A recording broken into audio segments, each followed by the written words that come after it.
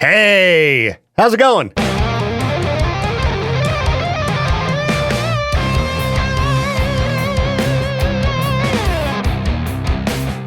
It's the Victor Wilt Show. Starting the day with aggravation. I haven't found the aggravation yet, but got a call from a listener who, we make posts when we're doing giveaways. Hey, you want to win tickets to see In This Moment, Ice Nine Kills and Avatar and win meet and greets and blah, blah, blah, blah, blah. And then scammers got to jump in and try to get people's personal information. So I don't know if people are getting private messages about this, but I tell you what, we would not reach out to you on Facebook and ask for credit card information. So if you ever get a message from a K-Bear page that says that, it's probably a scam. And I hope nobody got duped out of dough to start their day. So I don't know. I don't see any comments on at least the post on the main page. But I'm going to keep digging. Anyhow, spread the word. We would not ask for your credit card information for a giveaway. All right. That's how a giveaway works. You don't have to pay for it. You win. The prizes are free. No purchase necessary. Certainly no credit card information necessary. It's got to be in people's private messages. So, yeah, nothing in the comment section. That's where it generally shows up. But so dumb. I mean, I guess I understand why scammers do it. Because, they can get your money. But, it's so annoying. Oh, let's go to the phones here. K-Bear, you're live on the show. Keep that in mind. Who's this? Hi, Victor. Hey, what's up, Jeff? How you doing today?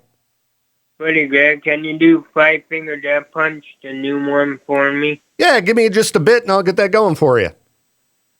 Thank you, Victor. Thanks, Jeff. See ya. See ya. Bye. So anyhow, shout out to Jeff for the early morning call. Usually one of my first callers of the day. Keep an eye on your Facebook messages. If you get anything, please report the page if it's a fake page. Facebook sometimes does the job of removing fake pages. But there was that one time where somebody made a fake Victor Wilt page and they went all out. They had like fake graphics for the $1,000 minute, a contest we've never done. It was one of the most ridiculous scams I've seen. I applaud the effort. They went all out for that one, but it still looked like a fake page. So not only if you get a message from a K-Bear page asking for credit card information, should you be concerned, report the page and it's a scam. But if there's a Victor Wilt page, same deal. I'm not going to hit you up and be like, give me that credit card information. Even if I could use the money, I'll get money the old fashioned way, showing up here at 6 a.m., doing my thing. But, feel free to send donations. No, just playing. We'll be back. Just got a really nice call from a listener. I should have been recording it, but I failed. Hey, I could only be so perfect. But no, the caller was calling to thank me for playing Mine by Sleep Token and said we were the ones who introduced him to that band, and he was very, grateful for that. And I love getting those kind of calls because that's what radio should be about. Rock radio, turning people on to killer new bands. And sadly, you don't see enough of that in the rock radio biz. I mean, they are playing new music, but there are so many great bands that don't get the radio love they deserve. I'll never understand why. Well, there's a lot of behind the scenes, garbage that I think leads to rock radio being in the state it's in most places. But thankfully, I got bosses that allow me to do it right around here. I got nobody with their little grubby hands in the playlist. I get to pick what we play. And if I think that something deserves to be heard, I can slam it into rotation. I don't have to answer to anybody about this. And that's why we can have the big, diverse playlist that we do. There ain't some consultant somewhere that's teamed up with management, somebody who just tells radio stations all around the country how to do it and be successful. No, my management trusts me to make the right decisions with our music. And that's why they trust me to do it with all of our other radio stations as well. They've seen that I can deliver. I can deliver. It's National Radio Day today, a day of celebration for the biz we're in, which is weird year after year as the business in most places is just driving itself into the ground. You know, I'm surprised that iHeartMedia didn't wake up this morning and go, oh, the perfect day to fire a bunch of people. Maybe Odyssey will do it. Who knows? You know, get those emails about so-and-so has exited the company. Oh, that stuff just drives me nuts. I've yet to see very many other businesses so dishonest with themselves as the radio business. So-and-so exited. You fired him. All right. You fired him. Hey, we're going to rock harder than any station you've ever heard in your life. Yeah, now here's a little Imagine Dragons. That's the old gag, right, that you see on social media? The craziest radio station of all time. Here's a little bit of country music. So anyway, what am I at? 16 years in the biz? I think as of August. Yeah, 16 years. And I'm still one of the young guys in the biz, even though I'm old. But I'm grateful to get to do what I do every day. It's lots of fun. It's fulfilling. Hopefully, I entertain you some of the time. And I do hope that you have found new music you enjoy. And I appreciate your support. Without people listening, tuning in every day, showing up to things we do, I wouldn't be able to do this. Who knows what I'd be doing? Sales or something? I don't know. I have no idea what I would do. When my day comes, because another thing about the biz, as I've mentioned before, you know, you're not a real radio person until you've been fired. That is a really sad thing. That is a very common statement in this business. I guess when that day comes, I'll figure out what I'm going to do, but it's not going to be head to work for iHeartMedia with some national programmer giving us a garbage playlist that nobody wants to listen to. And I shouldn't say a garbage playlist. It's just a vanilla playlist. You know, nothing new and exciting. Most morning shows, it's against the rules to play new music in the morning, which is crazy. It's crazy. No metal in the morning. Can I put you guys to sleep on your way to work? Maybe we should implement a playlist with nothing but songs like Radiohead Creep, which isn't a bad song, but what if it was all that tempo? Yeah? If the craziest thing you get in the morning is maybe a little Nickelback, which is not a shame on Nickelback, but that's when they start wilding on a morning show. We're going to kick it up a notch. We're going to get crazy. Anyway, happy National Radio Day to all my peers in the biz. Jade, bring us some pizza. It'll probably be a oatmeal day. Oatmeal celebration. But yeah, thank you, listeners. I appreciate the call. I've gotten a bunch of calls this morning. You know, it's bright and early. Appreciate you folks tuning in to start your day, calling and saying hello. And yeah, we're going to have some fun today for National Radio Day. Step 1, find content. Step 2, I don't know, play good music. All right, what's something you do that you don't tell anyone about? I should have probably looked through this thread before I just barreled into it here, but I've been tinkering again with things around the studio. I might go live on Facebook here in a bit, just to test some things out. I think ultimately this comes down to I need better quality lights as well as a better quality camera. You know, my webcam that I brought from home, it's good, but it's just not quite good enough. I need a nice mirrorless camera. Jade, come on. You want me to kick it up a notch? Start delivering my show for 4 hours straight, live, talking to people online, doing whatever while the music's playing on air? Well, anyway, it's coming along here. It's coming along, but due to the, I think, Temu ring light that I've got going on in the studio, getting a little bit of flickering action on my video, and that's frustrating, but what do you do? What do you do? So, let's get back to this post here. What's something you do that you don't tell anyone about? This could be extremely vile, extremely disturbing. Hopefully it's people doing nice things. All right, let's see.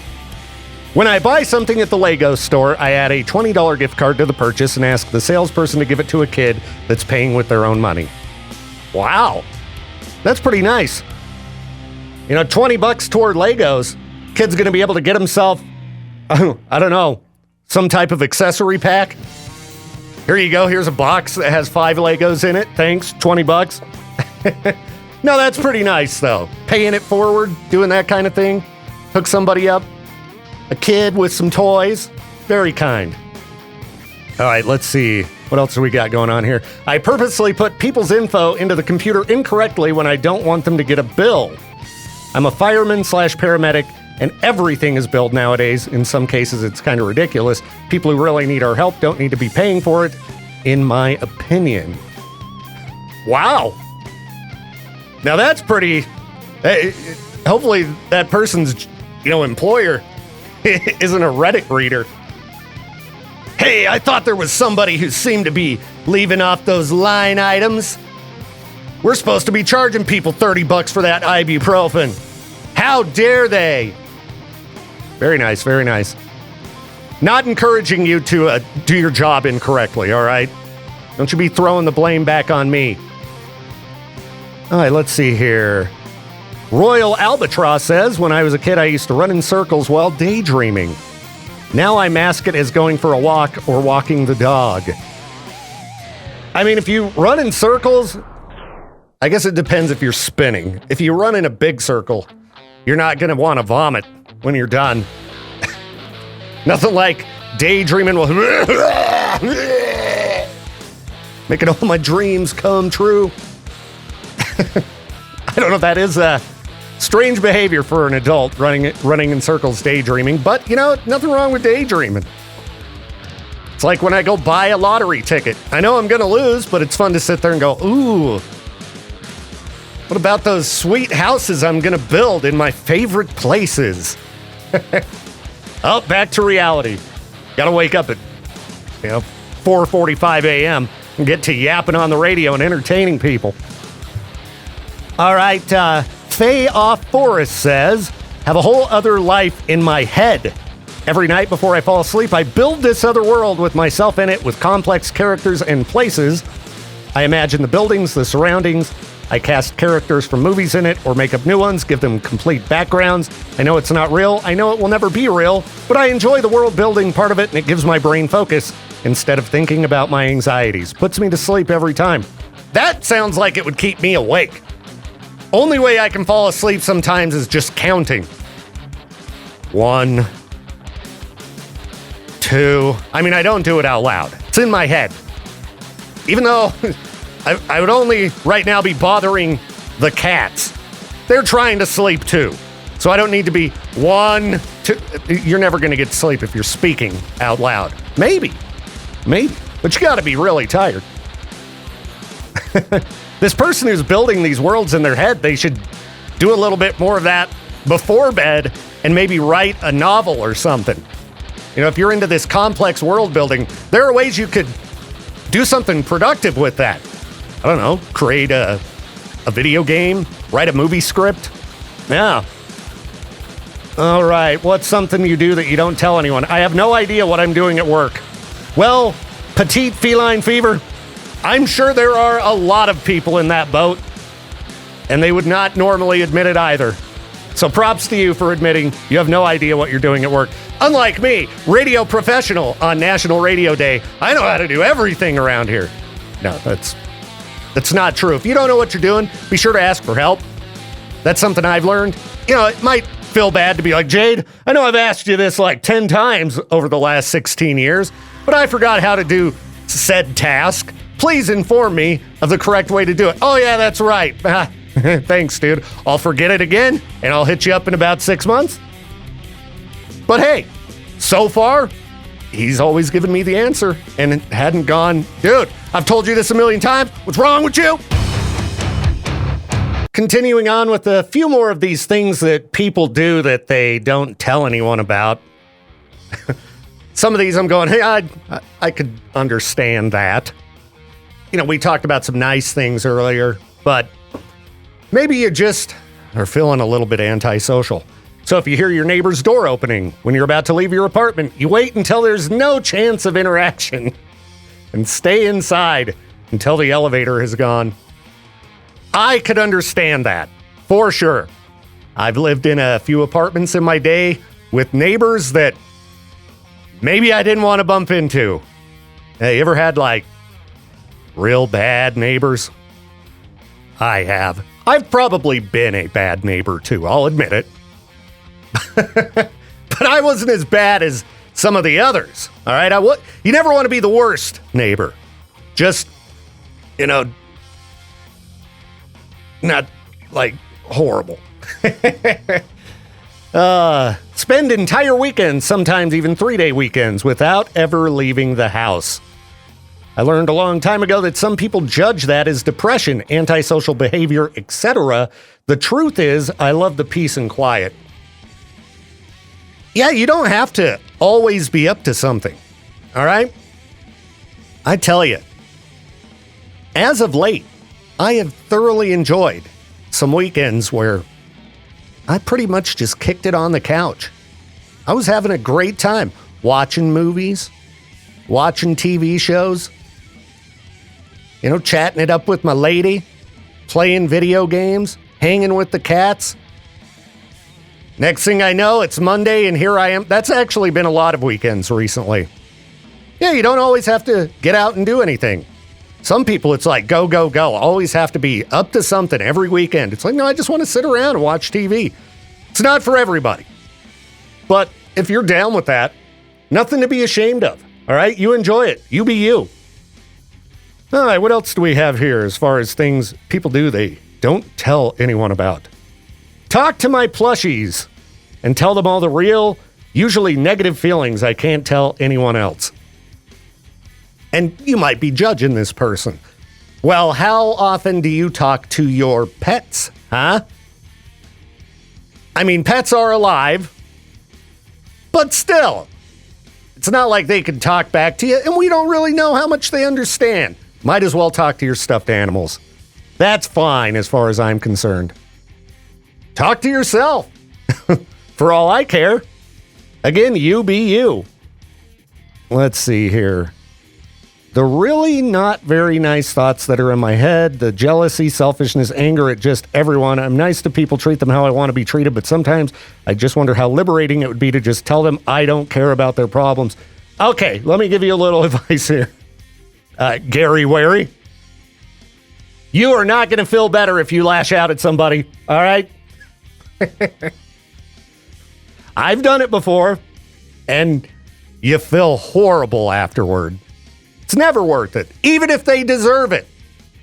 Even if they deserve it, it's not like you win, all right? You're going to walk away feeling not so great. I can think of 0 instances where I lashed out at somebody that I was like, yeah, ha. There's always a little bit of dirty feeling, even again when they deserve it. And sometimes you gotta tell people something negative. You just gotta. But if you can avoid it, if it's unnecessary, if it's not an absolute must, it's not gonna make you feel good. So just don't do it. Let's see here. I often sit in my car in silence before heading home from work for about 30 minutes to an hour. I typically say I'm off later than I am, so I have some time to decompress and put a happy face on. Sound like somebody don't want to go home. Yeah. I tell you what, if you'd rather be sitting in your car for a half hour to an hour, just sitting there, if you'd rather be doing that than at your own house, you got some problems to fix at home. I can't wait to get home every day. It's the best walking in my door, but there have been times in my life where I didn't want to go home. So I can understand this. But I'm telling you, if you don't want to go to your own house, you gotta change something. There's a problem there. Home should be the place you want to go most. You know? Ugh.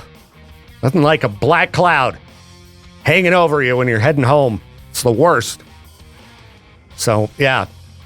Get in and talk to somebody. Work on fixing those issues, because nothing better than being excited to get home. I walk in the door, little Lucy kitten, come here. And, get myself maybe a snack, and I sit down and play some Grand Theft Auto. Oh, what an afternoon. Oh, it's only 7 a.m. I don't want to be thinking about that already. I'm ready to leave. All right, see y'all later. No, I'll stick around. All right, I'm looking at another question being posed online. What's something you did as a teenager that makes you cringe really hard now? I'm sure everybody has something that they did as a teenager that makes them cringe really hard now. Unless you were as cool as me. You know, I got nothing to cringe about from when I was a teenager. Yeah, right. I'll try to think of a specific, though, something really cringy. Maybe looking through some of these responses would, kickstart the memories inside of my mind. That's the kind of stuff that a mind like mine tends to block out. Cringy things I've done. Stuff them away. Stuff away the shame. All right, let's see here. Opened beer bottles with my teeth. That's not me. I got enough teeth issues. Last thing I would have been doing is trying to, open a beer with your teeth. Oh, that sounds horrible. That's a way to break your teeth. Oh, we got somebody calling. They better be on topic. Better be on topic. K-Bear, you're live on the show. Please keep that in mind. Who's this? Hey, good morning. It's Jared. Jared, you got something you did as a teenager that makes you cringe out really hard? No. No? Are you even listening to the show? Yes, I am. Yes, right. I am. We could be on a pretty extreme delay right now. I don't know what Jade's current status on trying to fix some of our transmitter issues is. So perhaps what's happening over the air hasn't gotten to that point where I was talking about this yet. But anyway, Jared, you're live on the show. What's up, dude? Okay. I'm sorry, I don't mean to hold you up or interrupt stuff. It sounds like you're talking about rants and raves, what have you, is kind of about what Peaches was talking about yesterday, and I just wanted to... Peaches, you got to tell these people stuff. He was talking about how he went to California, and an old friend changed his plans and planned his stuff out for him, and he couldn't bring it to himself to tell him, man, I don't like that. You can't do that. Peaches, you got to do that, man. You got to reach down there. And you got to tell these people this. Friends you don't care for, good friends, family members, neighbors, it don't matter, man. You got to tell them what you feel, how you feel. Absolutely. Don't cause a fight. It turns into something that gets heated, then just drop it, never mind, walk away. But you got to say something, Peaches. Absolutely. That's the only reason I was calling. He said, I didn't want to do anything. I think it's stupid, and I don't think it's cool to bring it up. I'm like, what? And I just been scratching my head about it. I don't know Peaches. I'll never meet him. So you could meet him. All you got to do is come out to one of our events or like the upcoming Ice Nine Kills show. He'll be there, and he's easy to spot. He's you just look for his head. I hear I've never seen pictures. I don't do Facebook, any of that. So I hear he's real big, real tall. So yeah, I guess no missing him. So yeah, he's like 9 feet tall. You just look for the tallest guy in the venue, and that's Peaches. So hey, Peaches. That was my point of calling Peaches. You just got to say something, buddy. I've got him. We all have him. That friend that's been a friend for several years, but it's kind of a friend. Not real. Well, they are a friend, but you know what I'm saying. We all have them. We all have them. Oh yeah, and it's tough if you're going on a vacation or you're going back home or whatever. There's only going to be so much time you have. You got to plot things out according to what's most important and best for you. You can't always feel obligated to try to take care of everybody, you know? Yeah, exactly. Yeah, exactly. So, I guess overall, maybe Peaches did the right thing, took the high road and just, didn't want to cause anything, but I don't know. I just wanted to tell him. No, I'm with you on this, because then when Peaches gets back from his vacation and he didn't get to do what he wanted to do, then he complains to me about it and whines and I got to go, shut up, Peaches. You should have told them I didn't want to do this. Yeah, you got to just reach down there, grab and Thank you for censoring yourself, sir. Stand up for your school. Yeah, it's me, Victor. I'm always the one that always censors myself. I think you actually used a bit on your show here. Anyway, well, you're doing it right now. We're live, so. But appreciate you calling, man, and I'll pass the word on to Peaches. Stand up for yourself. Do the things you want to do. Don't let other people make your plans for you. Thanks for taking my call, man. Anytime. Right on. That's part of the show. So absolutely. Yep. Have a good one. Rock and roll. Peace. You do. All right.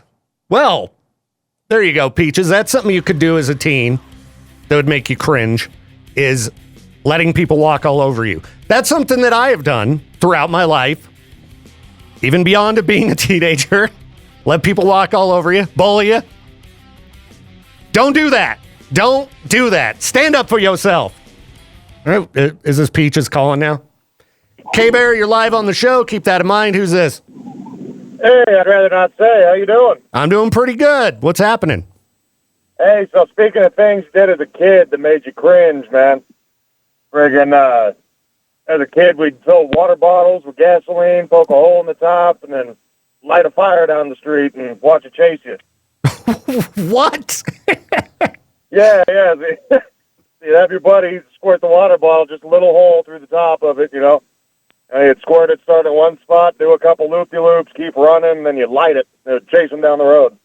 You guys, that is ridiculous behavior. That's very dangerous. It could have been real bad. Yeah, that's why I think back on it now. Yeah, that's a horrible idea. I'm glad you and your friends survived. Anybody listening, don't ever play with gas. I've known some people that it did not work out well monkeying around with gas. I could get into horror stories, but I'm not going to. So, yeah. All right, man. Well, I'm glad you made it. I'm glad you made it through your youth. Thanks, Have a good day, brother. You too, man. Peace. Yeah. Playing with gas as a teen, that should make you cringe at yourself a little bit. We didn't even get into any of the responses I read online aside from opening beer bottles with my teeth. Listen, don't open anything with your teeth. As someone who has gone through horrible things with my teeth, I've had a lot of work done on my teeth. Take care of your teeth. I took care of my teeth. I was just born with bad teeth. They were just overcrowded in my mouth and things like that. It leads to problems. That's why I had to get braces as an adult. Braces in my 30s. Had to get screws in my jaw. Yeah. Take care of your teeth. Don't open bottles with them. That makes me cringe out. That makes me uncomfortable to think of. All right, some of these are funny, so I'm going to have to get into them in a minute. Some of the responses that we didn't get to yet. We'll continue on here in a few with things that made me cringe looking back that I did as a teenager. In the meantime, don't go anywhere. Listen to these ads from our loyal sponsors. There's only like 2 minutes. We don't pummel you with 6 minutes of ads 3 times an hour like those terrible iHeartMedia garbage radio stations. 2 minutes. And these are advertisers who love K-Bear, love my show, and they deserve your attention. All right? I'm not going to do the live reads like you'd hear on a normal podcast where they, pretend they don't have ads, but they just read them. These are produced ads from loyal sponsors. So pay attention to them, and we'll be back in a minute. Trying to go live on Facebook, and I don't know what I did wrong here. I'm apparently going to have to just start over. Just start on over. I feel like I'm at home in my home studio, endlessly tinkering with things. I got all these lights all over the place in here. I could really light this place up stupid now. I could make it an incredible distraction to those down the hall with some of the lights I brought in here. They're bright and flashy. But yeah, what's the deal here? Why will this not connect? I mean, I clicked start streaming. I could be streaming who knows where. Have no idea people are watching me. Anything like that. What? All right, anyway. What a piece of junk. It's a user error. All right, it's a user error. I guess let's get back to those cringy things. Cringy things that teenagers did. Maybe you've got a story, something you did as a teen that makes you cringe really hard right now. Like, had a mohawk. All right, does that really make you cringe? I think there's no better time to have a mohawk than when you're a teenager, right? Nothing wrong with a mohawk. I can't grow hair on top of my head, or I'd grow a mohawk right now. May as well. Look what I do for work. I sit in a box and yap. I think a mohawk is a perfectly acceptable hairdo for a radio DJ. Actually, yeah. I mean, my homie down at the X96 radio station in Salt Lake, Todd, he's got a mohawk, and it's dyed blue. He's older than me. Ain't nothing wrong with that. All right. What other things did teenagers do that make them, as adults, just cringe looking back? I'm trying to think. I mean, I'm not ashamed of the clothes I wore. They're very popular again now. Our sales manager, Jay Miller, in a meeting yesterday, he was like, yeah, these kids nowadays, they think JNCOs are cool. JNCOs are cool. Those are the most comfortable jeans of all time. I can't afford the modern JNCOs. They're, a fashion item. But yeah, it's really funny. With young Gen Z, my fashion sense, I mean, it's cutting edge. There's probably young kids who see me walking around at the store and they're like, look at that old guy trying to be cool. No, this is just how I dress. Don't make me cringe at how I dress as an adult. I've always dressed this way. Yeah, JNCOs are cool. I stand by it. All right, let's see. One user said, got really into vampires to the point where I used to pretend I was one. In school, I thought I was so cool and edgy when I asked people what blood type they were. I wish I could punch younger me. Yeah, you go to Hot Topic, buy those fake vampire teeth that you get the paste and you put them over your teeth. Now, were you a Twilight vampire or was this older than that and you got really into vampires because of Interview with the Vampire? Because I remember those days. Now, that's some old school vampire wannabes. Now, if you're into the Twilight vampire times, that is cringy. All right? Let's see here. This one. I would cringe really bad on myself if I was this person. We play the band, so I can say their name. The band is called Orgy. You remember they did that cover of Blue Monday? Well, this person loved the band so much in 7th grade, but didn't know what the word meant and wrote it everywhere. Bedroom furniture, school notebooks, just all over the place. People who did know what that word meant, like, oh, what a creep. That's funny. That's some good stuff right there. There's nothing better. I hope you don't cringe out on yourself too hard for things you did as a teenager. I mean, if they were awful, yeah, shame upon you. But if they were, just cringy like that, you should look back and just laugh at yourself. Oh. All right, here's another one, kind of in the same vein as that last one. I used to tell my teachers that my favorite number was 69. Very confidently, I might add. Yeah, you see that on people's jerseys and things like that. What does that number mean? I, Victor Wilt, have no idea. At the time, I didn't know what it represented and just knew it was a taboo number, but every time I think about it, I get flashbacks of embarrassment.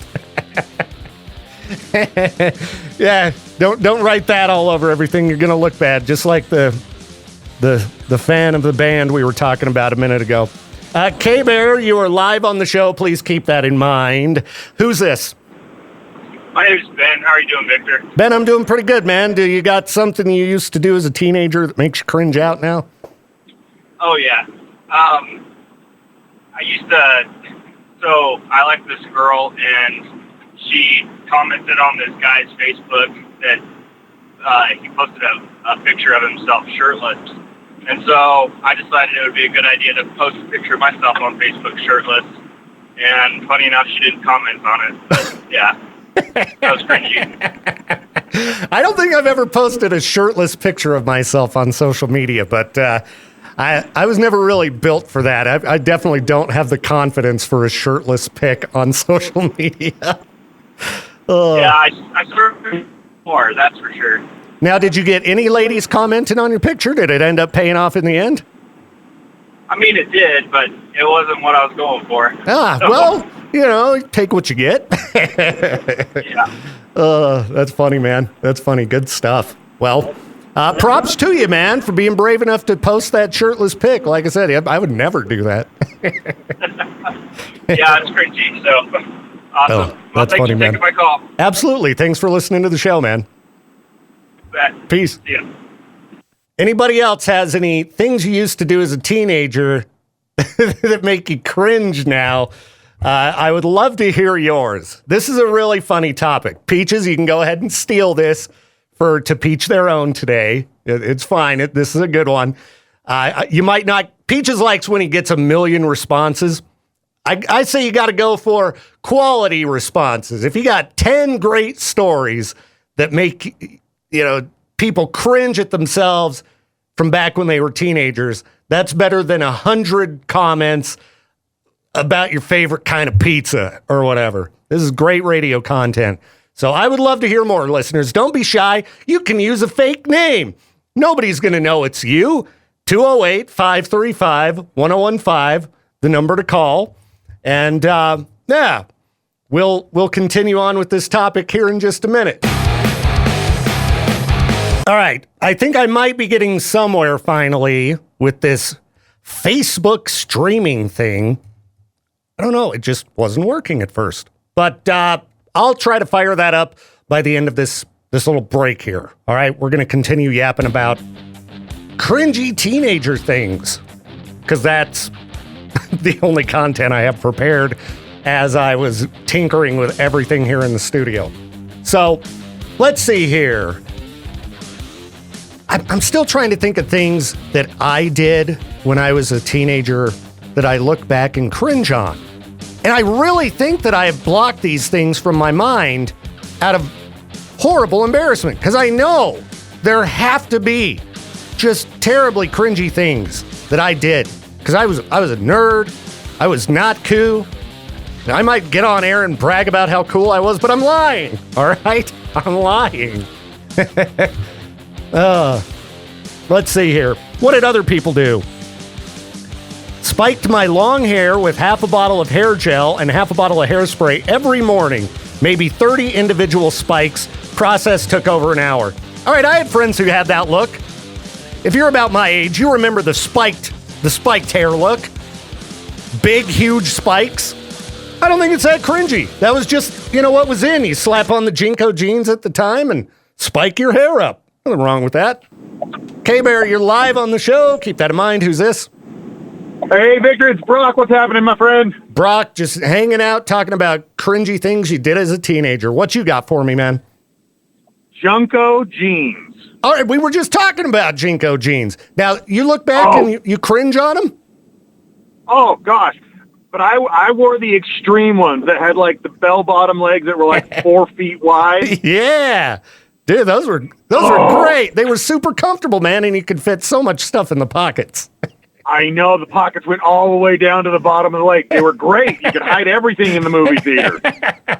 Yeah, I mean, they've brought them back. They're kind of in style now, but like I mentioned a bit ago, they're a fashion item now, and they're really expensive. If you go to the website here, like, let's find some really ridiculous large ones. Oh, man, they are insane. Yeah, I mean, they've got some jeans on here that run, okay, there's one with a really good bell bottom, bottom to them here, $260. $260. Too much for me to I'm wear an some. idiot. I should have kept all of them. Oh, I know. Dude, vintage Jinkos, I bet they're worth some bank. Let's fire up eBay real quick and search for vintage Jinko and see what they're selling for, because, these, where they're a fashion item now, I bet they're worth some dough. Jeez. Isn't it crazy how everything slowly comes back in? Like mullets are now back in, pop collar polos are back in. Yeah, it's really weird. My kids, well, one of my daughters, she dresses exactly like I did when I was her age, and she's like totally in style. I mean, okay, the Jinkos, vintage style, they're kind of all over the place, but here's one for example. These are like old beat up Jinkos, current bidding at $155, and there's 18 bids. Good grief. There got to be people listening right now who have these old, huge baggy pants in their closet. Put those on eBay and make yourself some money. I gave all mine to my kids. I should, tell them I need them back. I need to sell them. That's right. All my cool clothes, those are worth money. Well, right on, all man. right, brother. I appreciate you. Yeah, appreciate the call, man. Thanks for listening to the show. Later. Peace. All right. Jinko jeans. Quality. What else did we have here? I haven't dug up any freak news, so I should probably be doing that instead of talking more cringy things that teenagers did back in the day. All right. Writing song lyrics on all my jeans. I think back in the day, we all kind of wrote on our jeans, right? I think I remember writing like the 9 Inch Nails logo on my jeans. I think I probably, wrote other band logos on my jeans. We would like tear our jeans up. The more tore up they were, the better. And those Jinko jeans, the only awful thing about them was, you'd get them so baggy that they'd like go down below your shoes. So if it was wet outside, there was like, any rain, your whole pants would end up soaked. You'd have just these dirty bottom portion of your pants that were all wet and muddy. That kind of sucked. But other than that, Jinkos were great. All right. I am going to dig up some freak news. Freak news powered by Grease Monkey, voted Idaho's best oil change. All right. I'm going to go live on Facebook after freak news. I think I've got everything dialed in decent enough. Decent enough. But man, we got to do a lot to this studio. We got some serious upgrades we need to do around here. We need some blackout curtains for the windows. These windows not cutting it for trying to set up a live video stream. No light control up in here. All right, let's dig in. We're heading to Florida today for Freak News. Speaking of live streaming, Florida man shoots himself in the leg while live streaming, then pleads guilty to being a felon in possession of a firearm. Oh, man, 21 years old and already a felon. If you are currently on felony probation, if you're not allowed to have guns, you should probably not fire up Twitch holding your sawed-off shotgun and then, well, that's enough right there. You shouldn't do that, but I guess he learned a lesson after blasting himself in the leg. And nothing worse than shooting yourself in the leg on live stream, being an embarrassment publicly to yourself and your family, and then you go to jail for it, You get your treatment at the hospital for your busted up leg. And next thing you know, straight off to the clink with you. And then they apparently found a second shotgun that he had buried in his yard. I assume he told him about it, or else, kind of like the stories we've had recently about people burying bottles of liquor at concert venues. I would assume they were like, hey, it looks like somebody buried something out there. Look at that fresh dirt pile. And then went and dug up more guns. And apparently he admitted, yeah, that was mine. Please send me away for as long as possible. All right, continuing on in Florida, we had a drunk guy. He decides to drive home, or try to drive home after leaving a bar. Horrible idea. Get yourself an Uber. Super easy. It's 2024. They will come give you a ride home. Anyway, he goes out to his vehicle, decides, I'm going to do a burnout. I'm cool. Smashed right into a cop car. I'm sure they were, to a degree, grateful. It makes their job easy. All right, just get in the back.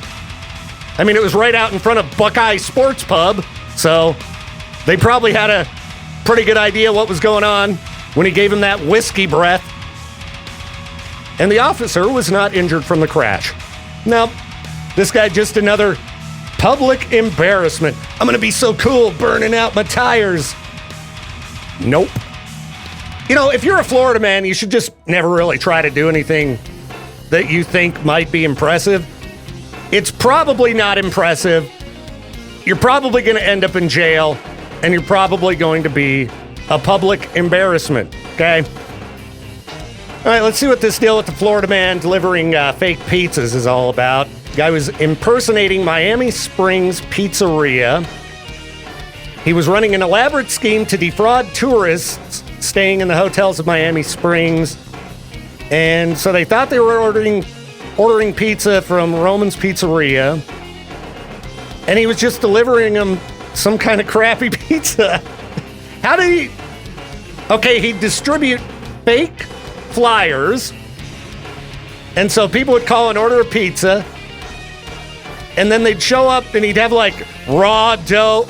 I mean, he put in some effort. They were uncooked, raw, like crappy pizza. And he'd give it to them. I guess what? Cash only business? And then by the time they realized they had horrible pizza, he's out of there. He's out of there. And then the real pizza place started getting all these complaints. People leaving reviews on Google. My pizza was garbage. It was all raw. Oh.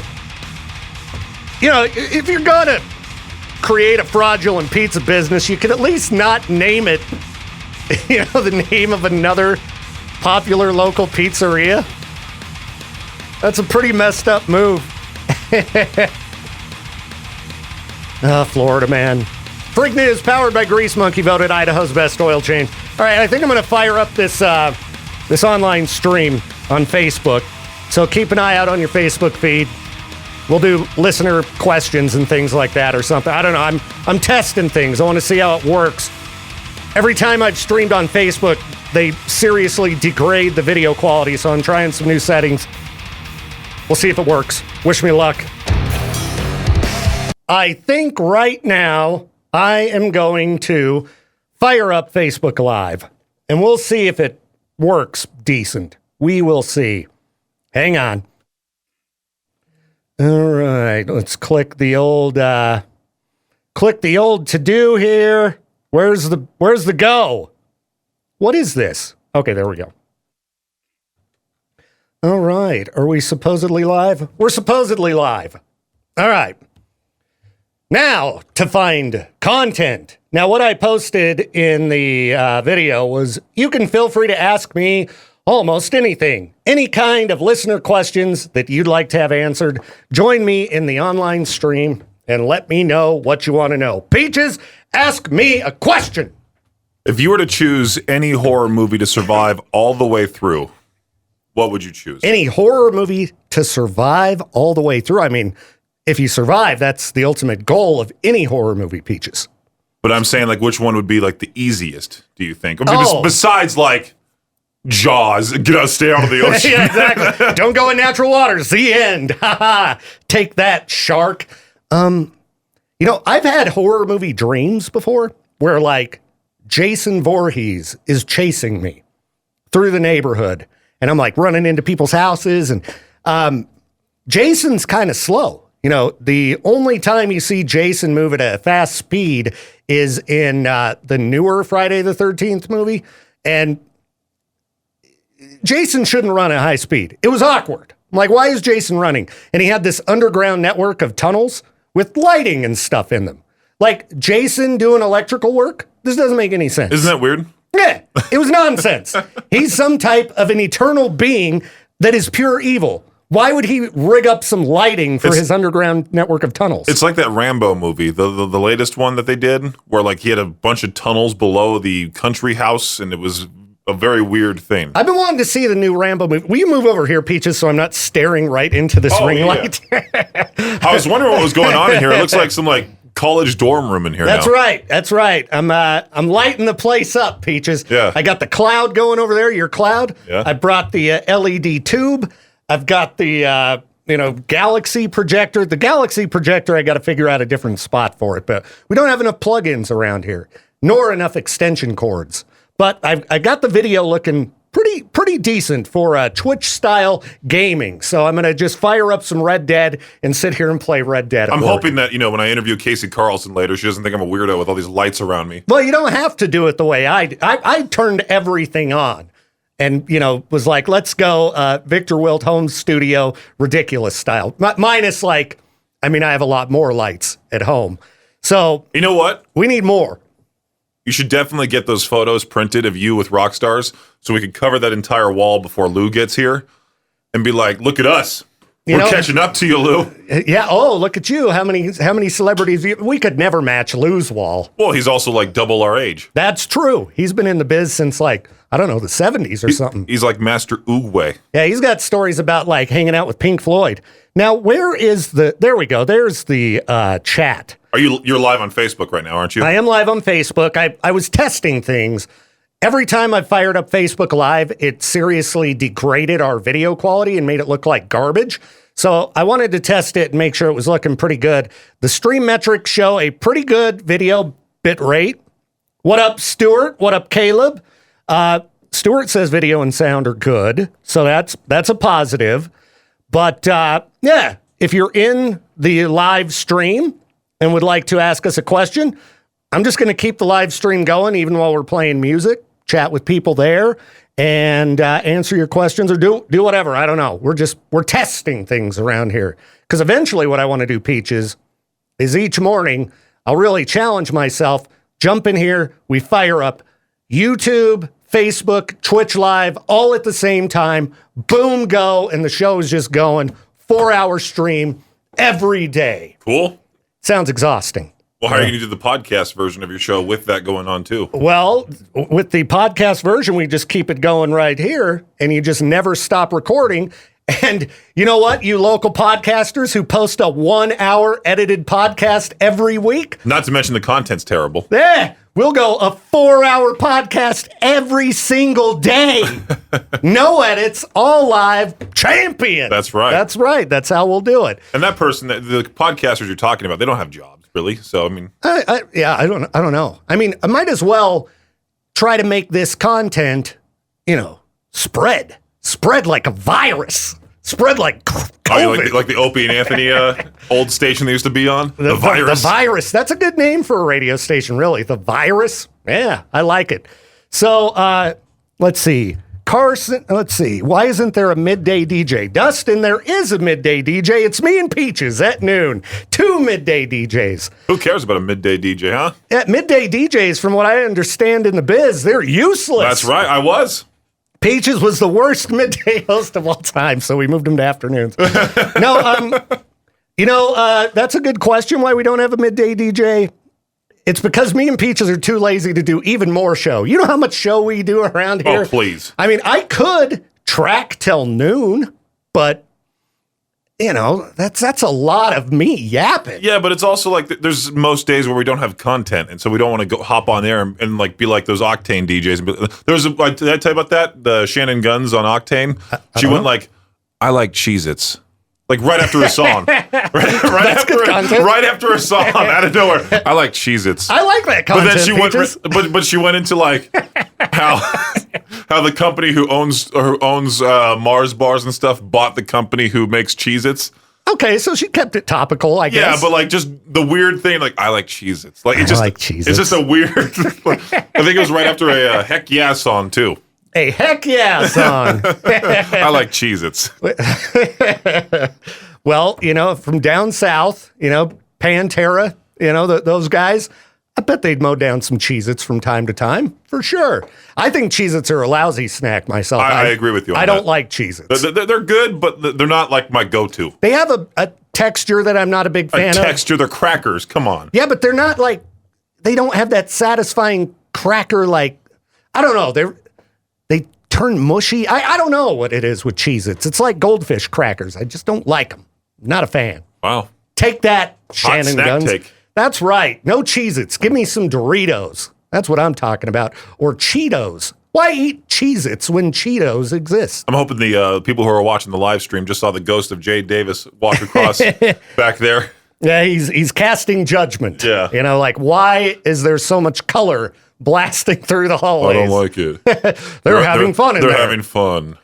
It's funny. I have had a radio manager before say, they're having fun in there. Like it was a bad thing.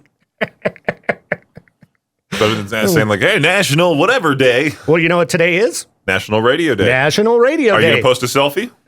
No, because Why not? what you do Josh Tyler did this morning from Classy 97. I did post a selfie. It's a video selfie. So did our friend Cutter. He also posted a picture saying like, now I'm 25 years of blah, blah, blah, blah, blah. And this whole thing. Oh, you've been in radio for 25 years, Cutter. I got something for you right here. Oh, good for you. I love that button. 16 years for me as of 3 this month. For me. 3 years for Peaches. Good job, Peaches. That's longer than a lot of people last in radio at one job. Most people get the boot pretty quick. I know. Knocking on wood.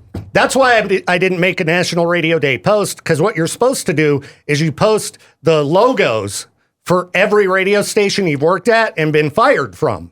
So you'll have the radio guys put up their logo soup, and here are all the places I worked at and got fired from. Now I'm grateful to be down here in Alabama doing, a little bit of classic rock radio. I mean, Alabama wouldn't be too bad.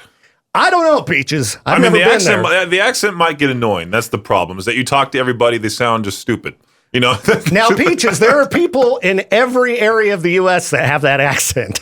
We've got listeners that talk really. like that. No, I mean, people around here pretend to be Southern. Those are real Southerners down there. And that accent is like, howdy, y'all. Now, I don't know. I heard this one country radio DJ who he has to be legit with his accent. Oh, please. Howdy, everybody. So anyway, shout out to Lindsay watching online. Stuart, he says he's ready to DJ. And Dustin says we used to have 3 DJs. We still have 3 DJs. Look at Katie Lee giving us a weird look for having fun in here. We're just having fun, You don't like Katie. the RGB? We're trying to have a good time. Everybody judging. But Peaches, we still have 3 DJs. Our 3rd DJ will be in studio with us next week on Tuesday. Yeah. Lou Brutus, our 3rd DJ. He will be in here joining us for the noon hour of Madness and Mayhem next Tuesday, and will also be joining us at the Ice Nine Kills in This Moment show. So you should enter to win some free tickets and meet and greets. But yeah, those of you watching online, give me some questions. We'll be back in a minute. All right, let's see what you people are up to in here. Peach's video looking good on your end? Oh, very good. Oh, that does look pretty good. Cool. Like this Dustin guy's just obsessed with you guys used to have 3 DJs. Well, yeah, I don't think that we're going to be getting a 3rd DJ anytime soon, everybody. Sorry, Dustin. But maybe when me and Peaches get more motivated, we can go ahead and we will start tracking more and more show. Hello. Peaches back there. We do have a camera we can point at you. Let me check it out here and see how it looks, because there's like literally no lighting on that side. Over here, it's bright lights. Peaches, turn that off. Now what happened? Your camera is not working now. There it is. Oh, I guess I got to turn me off. Oh, we got to fix it. Okay, go back over there, Peaches. Over here. Yeah, sit down. Right there. All right. Yeah, you look pretty good. Thanks. It's actually working pretty decent. Yeah. Here. There, you can use your microphone. And the microphone's not even in front of your face. I could make But what do you mean? it's not like blocking your head or Oh, anything. you know? gotcha. Yeah, it looks fine. So, all right, let's go to the phones here. Oh, how dare you? How you dare piece you? of crap. I was trying to answer your call. How dare you? All right. Let's get back out of here. I guess I could move this over here. All right. So Lindsay says she's so stoked for the Ice Nine Kills concert. It's going to be a good night. Oh, good for you, Lindsay. Peaches, are you not stoked about that show? It's going to be fun. It's going to be awesome. Let me see if I could get both of us on screen at the same time. That must be you. There, we'll make me big, and we'll put a little Peaches in the background. Perfect. That's exactly what I need. Come on. There we go. Now we've got a little Peaches. We'll put you down there. You're also live on your own page. Yes.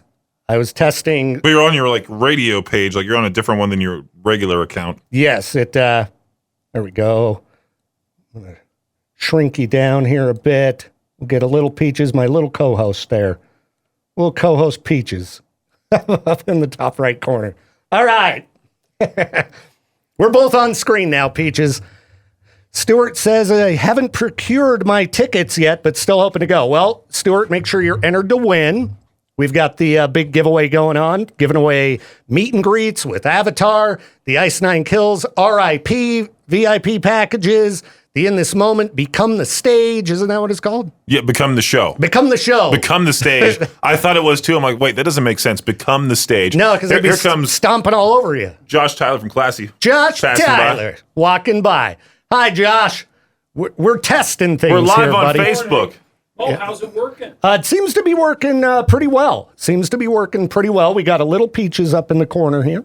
Okay. And, dragged in some RGB from home. Happy But, National Radio Day, by the way. I saw Yeah, your selfie. happy radio day, boys. Did you post your, here, go to that mic. Here, we'll And put you on camera over here, too. Yeah, we can actually, Morning. here, I got to stretch it out here again. Get Josh and Peaches on screen. You know, last night I was doing my like little evening walk, Yeah, and I see some white truck, stop to the left of me. I thought I was about to get mugged, so I'm getting ready for combat. Is that what you were? That was your combat? And so Okay. then it flashes its lights. I'm like, oh, what's he doing? I turn, it's Josh Tyler. I went by Josh's house yesterday and got to check out his awesome home theater. Ooh, It's a sweet setup. all right. The build of that room, the size of it is like perfect because the TV takes up the whole wall and you're pretty close to it no matter where you're at in the room. Yeah, and then the furniture. Am I not on? Hello? There you go. Now There you're you on. The couch situation. I love that couch, and that middle part comes out, so you can actually sit around it, kind of in a horseshoe shape. Oh, right on. But we all just kind of pile up on that thing. It's great. You grab a blanket, throw your pillow, you're good to go. Like everybody can just hang out on that couch. It's awesome. Yeah, if you've ever seen a couch where there's like a bottom part that extends out, like sometimes on a wraparound you'll have like a sectional type thing. Yeah. Yeah, this is like one entire thing Yeah, like it's a that. giant cube. Just a Yeah. giant square couch that's like a massive bed. Yeah, it's awesome. It was an awesome setup. And watched you play a little bit of GTA, Yeah. which was very satisfying on a big TV. On an 85-inch wall of video. It's fantastic. You can't do anything inappropriate in that game because, you're going to get caught by the entire family then. Well, yes, you are correct. And not doing anything inappropriate in that game is near impossible because it's just that in the game. Josh is like, I'm obeying traffic laws. I'm at the red I light. do. I stop. I wait. I wait my turn behind the garbage truck. Yeah, when that game originally came out, what was that, about 10 years ago? 11. 11 years ago. So my kids were like, between 8 and 10. Mm-hmm. And yeah, trying to play that game. I remember that people were like buying it for their young children Yeah, when no, it came out. that's not it. And even at 30, I was like, people, you can't let your children play this game. Yeah. But My I'm son's playing almost 20. I just started playing the game for the first time, and he's like, "Oh, where are you at? What party on?" And I'm like, "No. I was 16 when it came out, and so when I was playing it, my dad bought it for me. He's like, "Don't tell your mom. Just hide it in your room." Now that's a fun dad. Yeah. That's a fun And then dad. I started yelling like the characters in my room, and my mom got mad. So yeah, that was a fun time. Yeah, I don't think my kids ever wanted to play it for some reason, but they did want to play the original Red Dead. And I was like, it's not that bad. Sure, go ahead. And then I went back and replayed that game recently, and there's some pretty messed up stuff in the original Red Dead. Like when you have you played through the first one? I have not. I've not finished the second one either. I'm Wow. halfway maybe through the second one, and I've not played the first one, but I have it.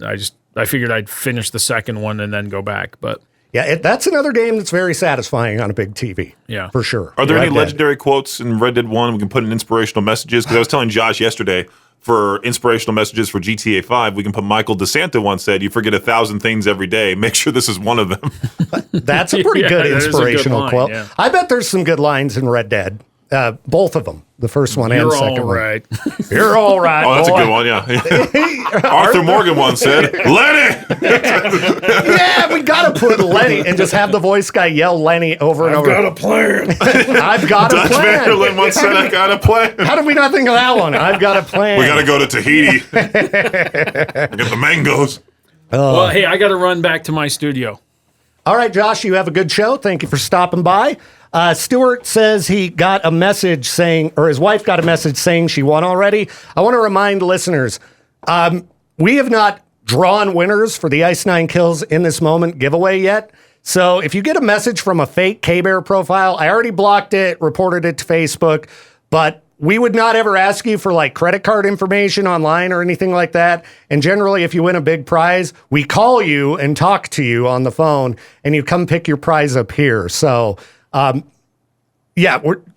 don't fall for scammers online. Well, especially the fake page that was made with my name. Remember that? The Brendan Peach, the one that was made with my pictures and such. I had to block it and then remove all the comments. Oh, yeah, and there was that fake Victor page that with the $1,000 minute. That person put an effort, though, because they photoshopped you into graphics. Yeah, that was the most elaborate Facebook scam I've ever seen. Like $1,000 minute was thought of and then made into a, Like a legit looking graphic. Yeah. And they went all out for that one. It was wild. God, we got to make that a promo for next year. $1,000 minute. And put the real Victor Wiltz $1,000 minute. You hear that, bosses? We want to give away $1,000 every minute. Could you please find us a Every sponsor? minute. $1,000 every minute. Once a minute. That's $60,000 an hour. We can't do that. That'd be a great radio promo. Be top notch. Let's see here. Let's back up here in the comments. Lindsay's got tickets to the show. I think people are not necessarily awake yet. It's only 8:30 now. I've been getting calls since right when I got here, man. The phones, we talked about this yesterday. The phones have been just wild. Well, I stayed here late till like 5:40 or closer to 6 yesterday, and the phones were still going off. Crazy. I mean, I appreciate it. Good to hear from everybody. Feel free to call at all times. But Stuart just finished playing Days Gone, says the storyline is phenomenal. He told me about that game. I think it was at one point a free Facebook PlayStation Plus game. Why did I say Facebook? PlayStation I was like, Plus. Farmville? What are you talking about? I was staring at Facebook when I said that. But yeah, Stuart, it's on the to-do list. I got to finish a variety of games. I'm in the middle of a bunch of them now. I started Alan Wake Part 2, which was amazing. I started Red Dead 2 again. I started the new Zelda game. And now I started GTA 5. I got to finish these. I finished GTA 5 over the weekend. That was a great campaign as per usual. I mean, I've played it before, but doing it this time with the knowledge of what goes on or what goes on in the story and seeing the different cutscenes again. Because I would skip the cutscenes in the first playthrough, but now actually watching them, okay, I understand the story more. Yeah, the story's, one of the things that makes the game. Well, compared to 11 years ago, I had no idea what they were talking about. Oh, you were still a boy. Yeah. Still a boy back then. Yeah, I mean, some of the cutscenes in that game, are completely insane, Oh, yeah. especially if you're talking about Trevor Phillips cutscenes. They're wild. Wait till you see the Deborah encounter with Trevor Phillips. Deborah encounter. I mean, you better not explain it. No, it's just a crazy cutscene. Well, what the heck is going on? My lady was saying she was trying to check out the live stream, and it doesn't seem to be working. What's going on here? Oh, I think I gave her the wrong page address. What an idiot. All right. Trevor Phillips is my alter ego. I'm texting you from the bathroom. If Trevor Phillips is your alter ego, I'm not. Oh, I was gonna say I'm not on camera anymore, but then I realized I'm in the top right. yeah, you're on there, Peaches. You're just a little Peaches. And here I actually might be able to make you, well, not look better, but you know what I mean. I might be able to improve the video quality on the old Peaches here. Let's see what we got. All right, let's turn that off. Move your head around. I'm still kind of, okay, now we're not getting the grainy look there.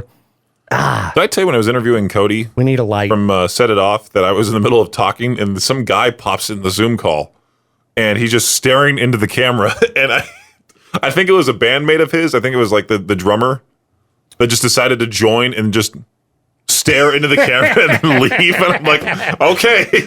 Nice. No, you did not tell me about that, Peaches. All right, let's see here. People in the online stream, I see you watching. Feel free to ask us some questions. We'll bring this content to the air. You know, we'll do a show for you online and a show on the air. Right now, if you're just watching on Facebook, we got Avenged Sevenfold playing. See, we can do this. I don't want Facebook to cut us off and be like, yeah, copyright infringement. We heard 5 seconds of Avenged Sevenfold. I posted a YouTube short yesterday, by the way. Did you? Mm-hmm. What did you do? It was this AI program that when you plug in some long-term video, it'll come up with YouTube shorts for you. It's free, and it says like made with Vixen.ai on it. But it was Cody from Wage War talking about if a Nickelback collaboration could happen. Well, let's find it here, Peaches. I need to set up so we can show our screen anyway. So this is a good test here for some of this online tinkering we're doing. All right. Hey, there's you and Cody. I would absolutely love that. It is not on my plate, but if it was, I would love to. We're literally all huge Nickelback fans. Nope, that's not and it. it's crazy because that timed out wild because that Nickelback documentary hit Netflix like that week.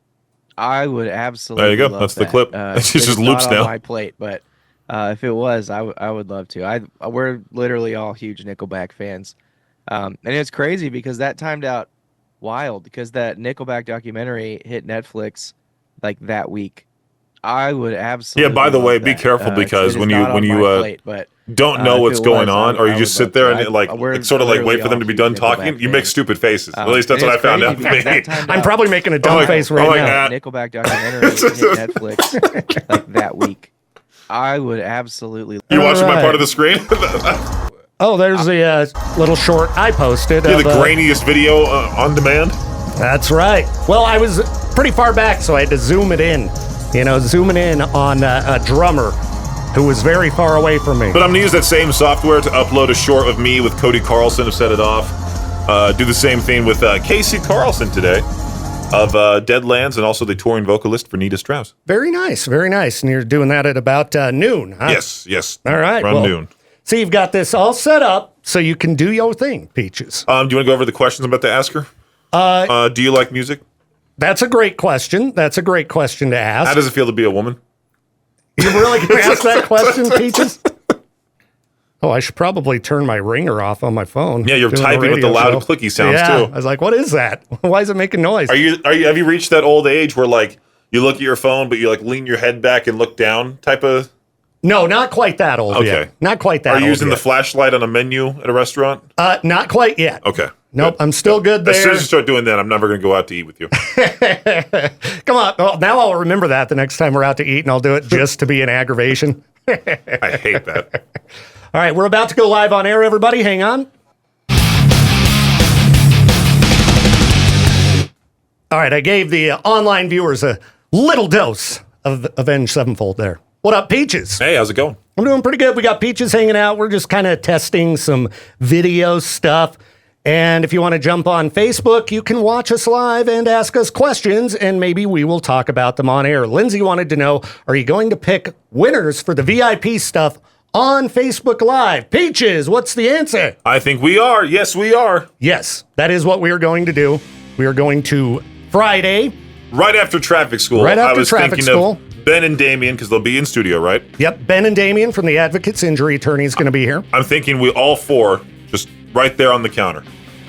All four stand on the counter? Sure. Okay, that's how we're going to do it, Lindsay. We are going to draw our winners. Again, anybody getting messages on Facebook saying, congrats, you won, we haven't even done the drawing yet. That's a scammer. Yeah, there's that fake page I was telling you about, the fake Brendan Peach page. Yeah. I loved how they use hashtag #U_R_lucky_. No, it's like you are a lucky winner, but all underscores. Yeah, it's exactly how we would compose a message. Right. Just like that. Fill out the form here, and it's like some terrible looking link that asks for your credit card information. So, Lindsay, Friday, after traffic school, when we got Lieutenant Crane and the advocates in here, we will be drawing winners. My favorite thing about radio contests are not only the people that consistently ask you, when are you drawing for winners? The people that, send you a message saying, hey, pick me. It's my son's 13th birthday. Oh, yeah, like trying to make, and then they're probably like, what a jerk, they hate my son. Yeah. They hate my son and his birthday. Right. And it's like, no, we have to keep it fair. There's a lot of entries for this contest, and there's only about, 6 winners. No, we got more than that, Peaches. There's 6. 5, 6. I guess you're right. 6 big VIP winners. Trust me, I'm now in charge of the promotions around here. I know. I'm so glad, too. I don't like dealing with that. Occasionally I got to step in and, lay the smack down on some people to get the job done. You're the reason why we were able to do this thing in the first place. Well, I try, Peaches. I try. Stuart wants to know, which band are you most excited to see next week? Next week? Oh, Yeah. the Ice Nine Kills show? Yeah. Ice Nine Kills? Probably even Avatar, because I've seen Ice Nine Kills 3 times. Yeah, see, I think I'm most excited to see Avatar because I haven't seen them. Right. So that's why I'm most excited to see them. As far as band I'm guessing I will enjoy the most, probably Ice Nine, but In This Moment's great too. I know they put on a show. They go all out with the production. They put on a show. So, and I love tons of In This Moment songs. So it'll be really good. There you go, Stuart. Stuart is most excited to see Avatar. Lindsay most excited for Ice Nine Kills, but In This Moment is going to be phenomenal as well. Jake wants to know, how were the Dr. Pepper brownies? We forgot, we never jumped back on air yesterday and talked about the taste test for the Dr. Pepper brownies you made. I ate the rest of them this morning. There's about 2 left. You ate the rest?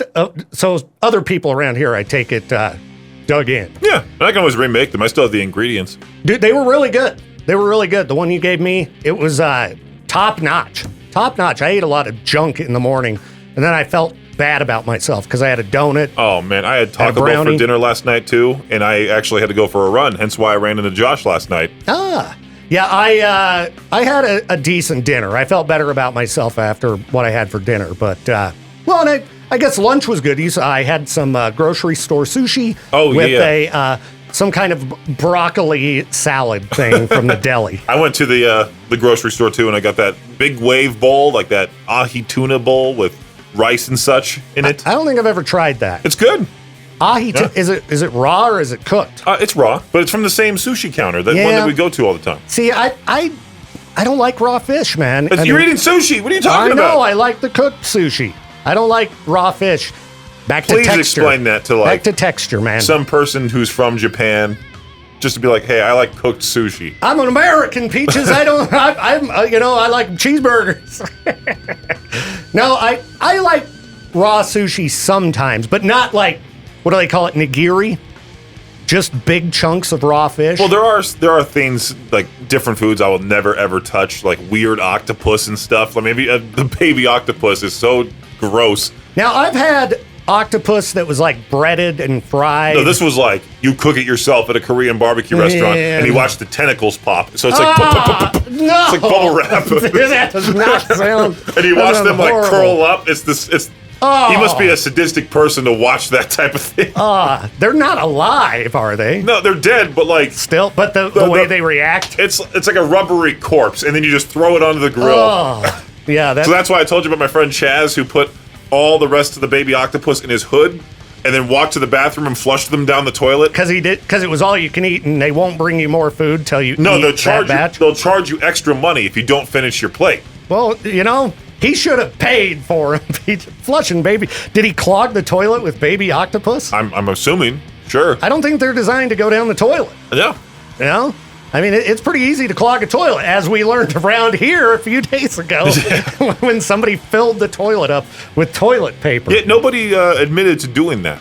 Well, who's going to fess up to unloading almost a whole roll for no reason? I'm sure it was one of the salespeople down the hallway. That's my best guess, too. And DJs, we're much more respectable of the bathroom than that, right? Sure. Facebook, we're off of the radio feed, but we're back with you here. Let's see what's going on. All right. We've got... Oh, there's a lot of comments rolling in now. Okay, sushi is cooked, sashimi is raw, according to Jeremy there. Thank you, Jeremy. So, Peaches, I was right. I never said that sushi was cooked. But Stuart's with me on the cooked sushi all the way. All right, three bald dudes watching and talking to each other. Haha, weird. Any newer local bands either of you really like? Let me see. Newer local bands. I mean, I guess Grave Way is still technically a pretty new band. If you're into heavy music, I don't know how we say your name. Gutsmatza. You see that name, Peaches? I did. But Grave Way, if you're into like really heavy stuff, Grave Way is a great new band. Those kids, Peaches, Piss Cannon. Those guys are really good too. They were a lot of fun. The young guys. Yeah. Got to be like 16 or something. Are you talking? I thought you said smaller bands, not like local bands. No, he's saying newer local bands. Oh. Yeah, newer local bands. Well, there's another comment that said something about like smaller bands or I think it was Stuart that said that. Oh, I hadn't got to that point yet. Yeah. So, check out those two. Altered Edge. Altered Edge. Yeah, they're a great band. Katie Lee from Z. I wouldn't have thought of them as being a newer band. So I'm just they've been around a supporting the while. local band. Did she gave you a track for Four Locals, right? Yeah, it was about funny enough, it's about International like Women's Motorcycling Day. Oh yeah. And then unfortunately, she gets into that accident not too long ago. Well, Katie Lee is okay, thankfully. I'm glad that the motorcycle accident ended up being okay. Oh yeah, it's scary stuff. All right, let's see here. Let me check these messages. Is that your lady trying to be like, I can't log in? She got in. I had given her the wrong page at. Of course you did. I'm an idiot. Our page is, at KBear 101 FM. And she had just asked if it was KBear 101. I'm like, yeah. And, then I'm tinkering with things. And I realized I didn't tell her Who's FM. walking in? Who's coming? We got Jill walking through the hallway there. What's up, Jill? How's it going? We're good. We're testing and tinkering. We're live on Facebook. You like the look? I do. I find it aesthetically pleasing, so yay. All right. Jill finds it aesthetically pleasing. I think we need more, though. We need more. Yeah, the disco light would be nice if it actually... Yeah, I had that Galaxy projector pointing at it, but it just wasn't doing what I needed it to. We need a bright LED spotlight. lights below the counter here. Oh, that would be kind of... And I like how the other studios have the LED all the way around the ceiling. I think we need to do that. That did too. take forever to set up. You can go on Temu and find some. Get some on Temu. Temu LEDs. What do we got here? Got a note? I don't know if you called his wife and him both for their tickets. Oh, okay. Yeah, I recognize the name. Is he here? No, he came in yesterday. I told him I'd let you know today. Oh, I should have just given you the stack of stuff just in case somebody... You gave me enough stacks of stuff yesterday to take care of, but I appreciate you working me to death. That's true. I did give you lots of stacks of stuff. But I'll hit him up and get him some tickets after the show. Well, his wife came and picked up a set. I didn't know if it was for both of them. Or Oh. each had a set of their own. I guess I don't know. I'll go... If I still have his sheet on my desk, then we'd be needing to hook him up with some more, I guess. Because they could have both won. So. I appreciate it. All right. Thanks, Jill. All right. So let's see here.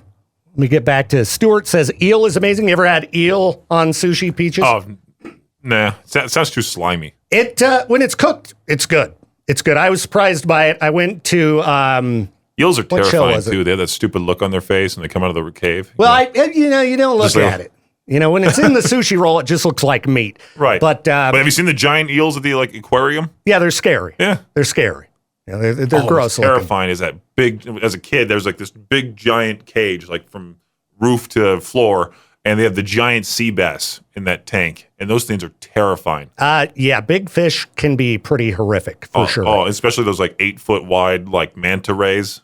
Yeah. The rugs with tails is what I like to call them. You ever seen a halibut? Oh, They're no. weird looking, dude. They're weird looking. There's some weird fish. The most delicious fish, halibut, for sure, without question. But they're strange. There's a type of shark that lives like 12,000 feet, like in the dark part of the Oh, ocean. I bet they're gross. Look it up. It has like a spear on its nose. Deep sea shark. Let me go on this side here. Let's see here. Go to like. Is it the goblin shark? Yes. Okay, here, let me pull up some images here of. It has that weird thing on its face. Here, we'll jump over here.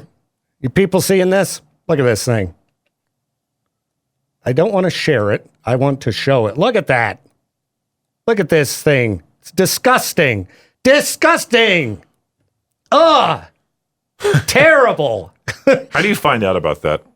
Dude, anything that lives deep in the sea is hideous and frightening. Hideous and frightening. Your phone's going off. My phone is going off. Oh, Peaches, you're in trouble. I'm supposed to tell you, she knows how to log into a website. She doesn't like the way you said that. Rude. Oh, now she said don't tell him.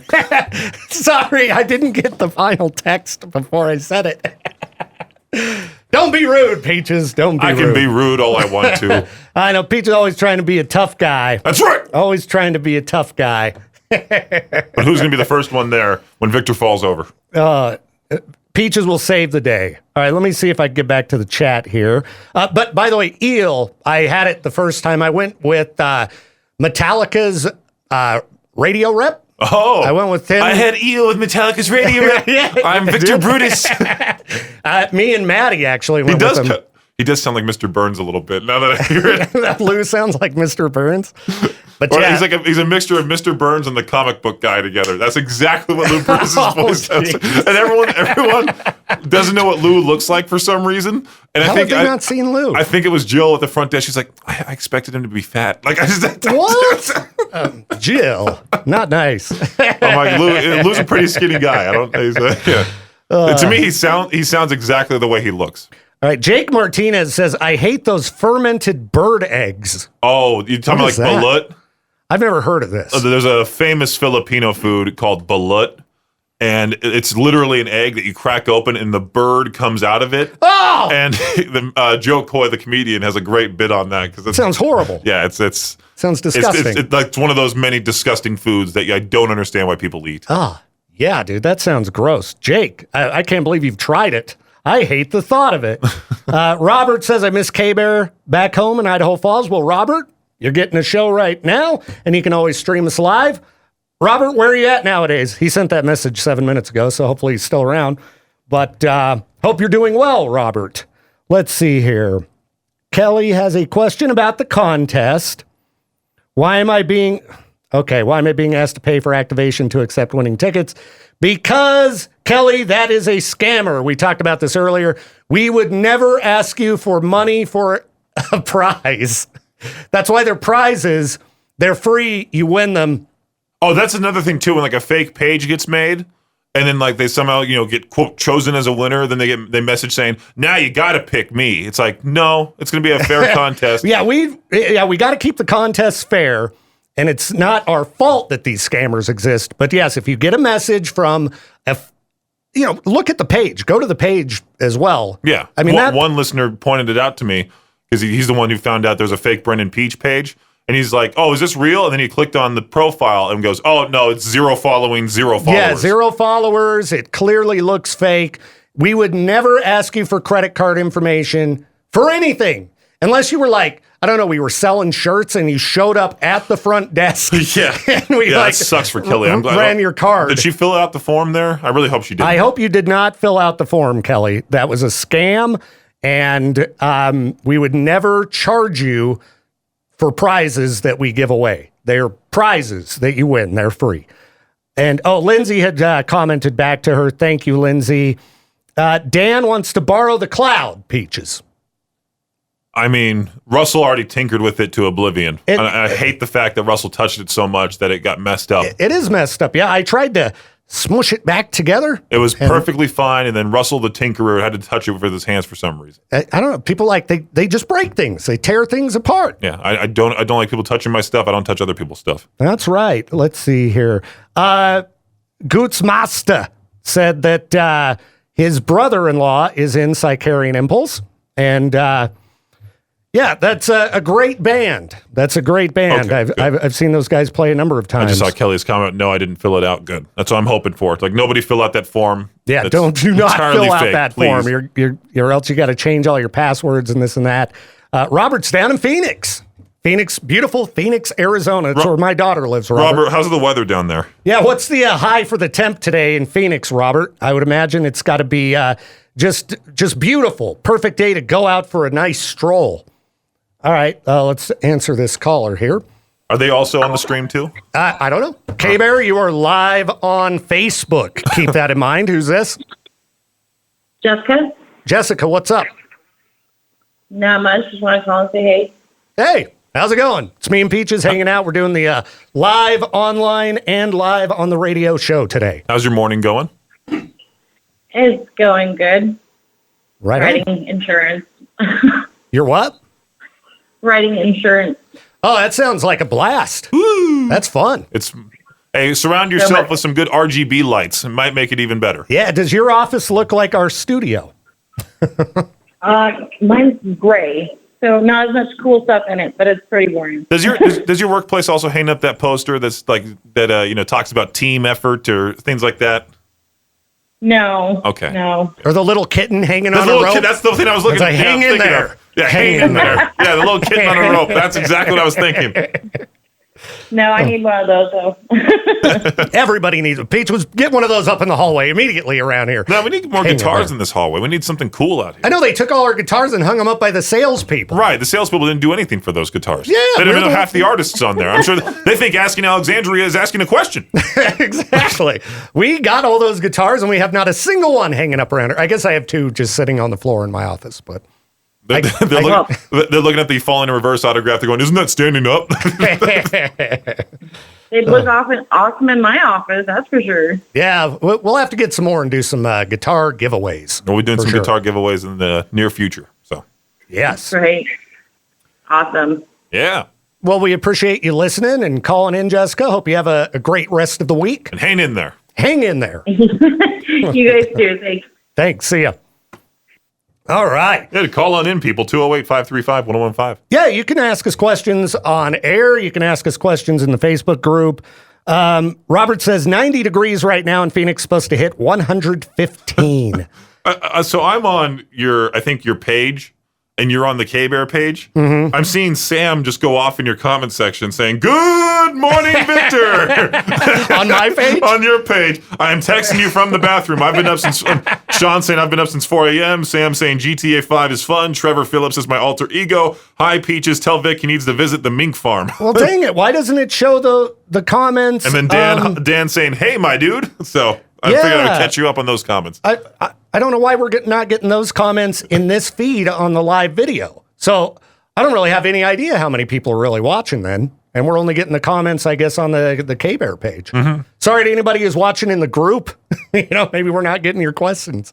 The questions. Questions. How does Mike Tyson say questions? Questions. It's okay. Don't tell him I said that, please. He might come beat me up. Yeah. I want to see Peaches versus Please. Mike Tyson. I don't care. You may be 60 years old. That guy's one punch would knock me out. I just talked for an hour straight, and I don't have a drink in here, so I think it's I don't going to have a start drink in getting here. really slurry. I replaced my Baja Blast with a hard one. Or start sounding like Trump talking to Elon Oh, Musk. jeez. All right, here we go. Political humor. I'm really old. My dentures have fallen out of my face. If you listen to it, that's what he sounded Well, like. it's funny. The guy who's probably the ugliest politician I've ever seen is that Mitch McConnell dude. Well, that guy has no mouth. It is just like a little slit. He reminds me of something from a horror movie, but I can't remember exactly what. Oh, we got 20 seconds and we got to jump on air. All right. Hang on, Facebook people.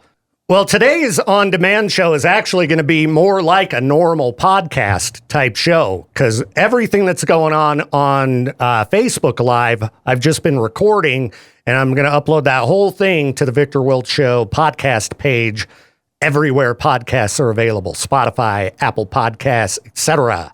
You see, weather's bad here, but Roberts on the Facebook Live stream says it's 90 degrees right now in Phoenix, supposed to be 115 today. Man. Yeah, my daughter is closing on her house in Phoenix on Thursday. Please tell me it comes with AC. Yeah, that was one of the things I told her. I was like, it's a perfect time of year for you to test the AC when you go see this place. She said it works great. Good. And then what's even better is I asked, do you need help moving? And she said no. Oh! I'm like, yes. All right. Because I was not looking forward to having to go try to move in this kind of weather. I'm really hoping, I was really hoping you wouldn't have to do that because you almost died in Pocatello doing yard work. Yeah, I know. It was a little over 100. I did, an hour and a half, 2 hours of yard work, and I did feel very unwell. Well, it's funny because you were like, oh, I'm not going to go to the crazy figure eight car races. I'm not feeling too good because of this heat. I did yard work. I'm like, this guy is being a wuss again. And then I went to the crazy figure eight car race with my friend Bryson. And I'm sitting there on these hardwood bleachers. I'm like, okay, it's too hot. Let's go. And we left after like 30 minutes. Yeah, dude. I was out doing physical labor, Peaches. Dealing with weeds that were like 3 feet tall. Oh, it was brutal. I couldn't imagine being in that car, one of those cars at least. The uniform with the helmet on in the hot weather. Oh, yeah, that would be brutal. They don't have AC, those cars. No, I hope not. They don't have air conditioning. I think those things are just junkers, aren't they?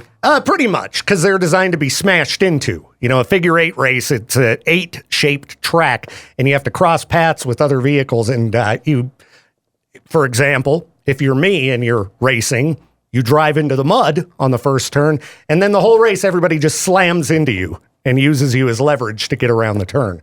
So, yeah, they're junkers, but it's fun. It was fun. The second race I did when I actually made it through the race was much better. And other people got stuck in the mud. I didn't even lose. I took like 5th. Yeah, top quality racer.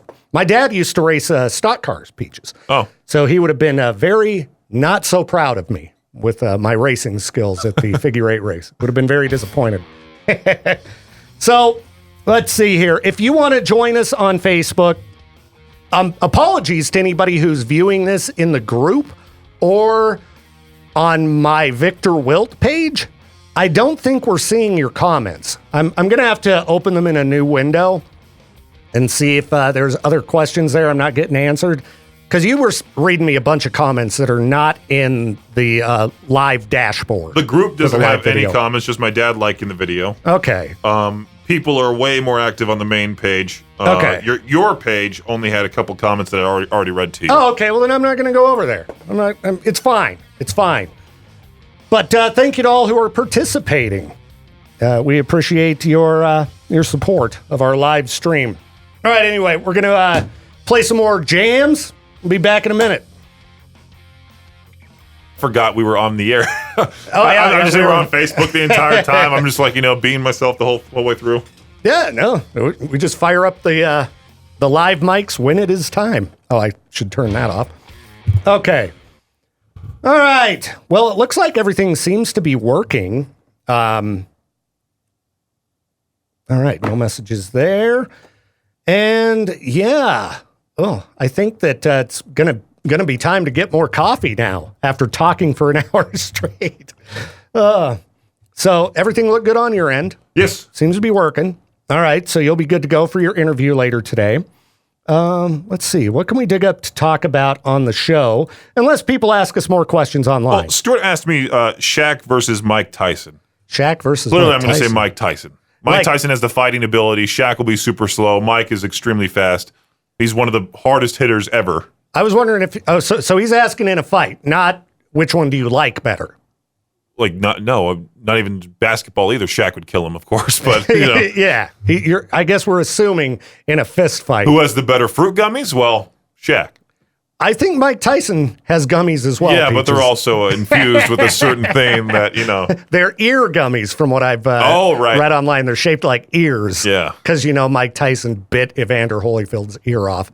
got to make the ear gummies. Almost said something, but I held back, Peaches. Oh. I held back. I knew they were going to go there. It's a good one. All right, yeah, Stuart wanted to know in a cage fight. Robert wants to know Canelo versus McGregor. I don't know enough about UFC. Who do you think would win that one, Victor? I don't know, Peaches. I'm hoping Jake, not from State Farm, is still in this conversation here because he's heavily invested in UFC.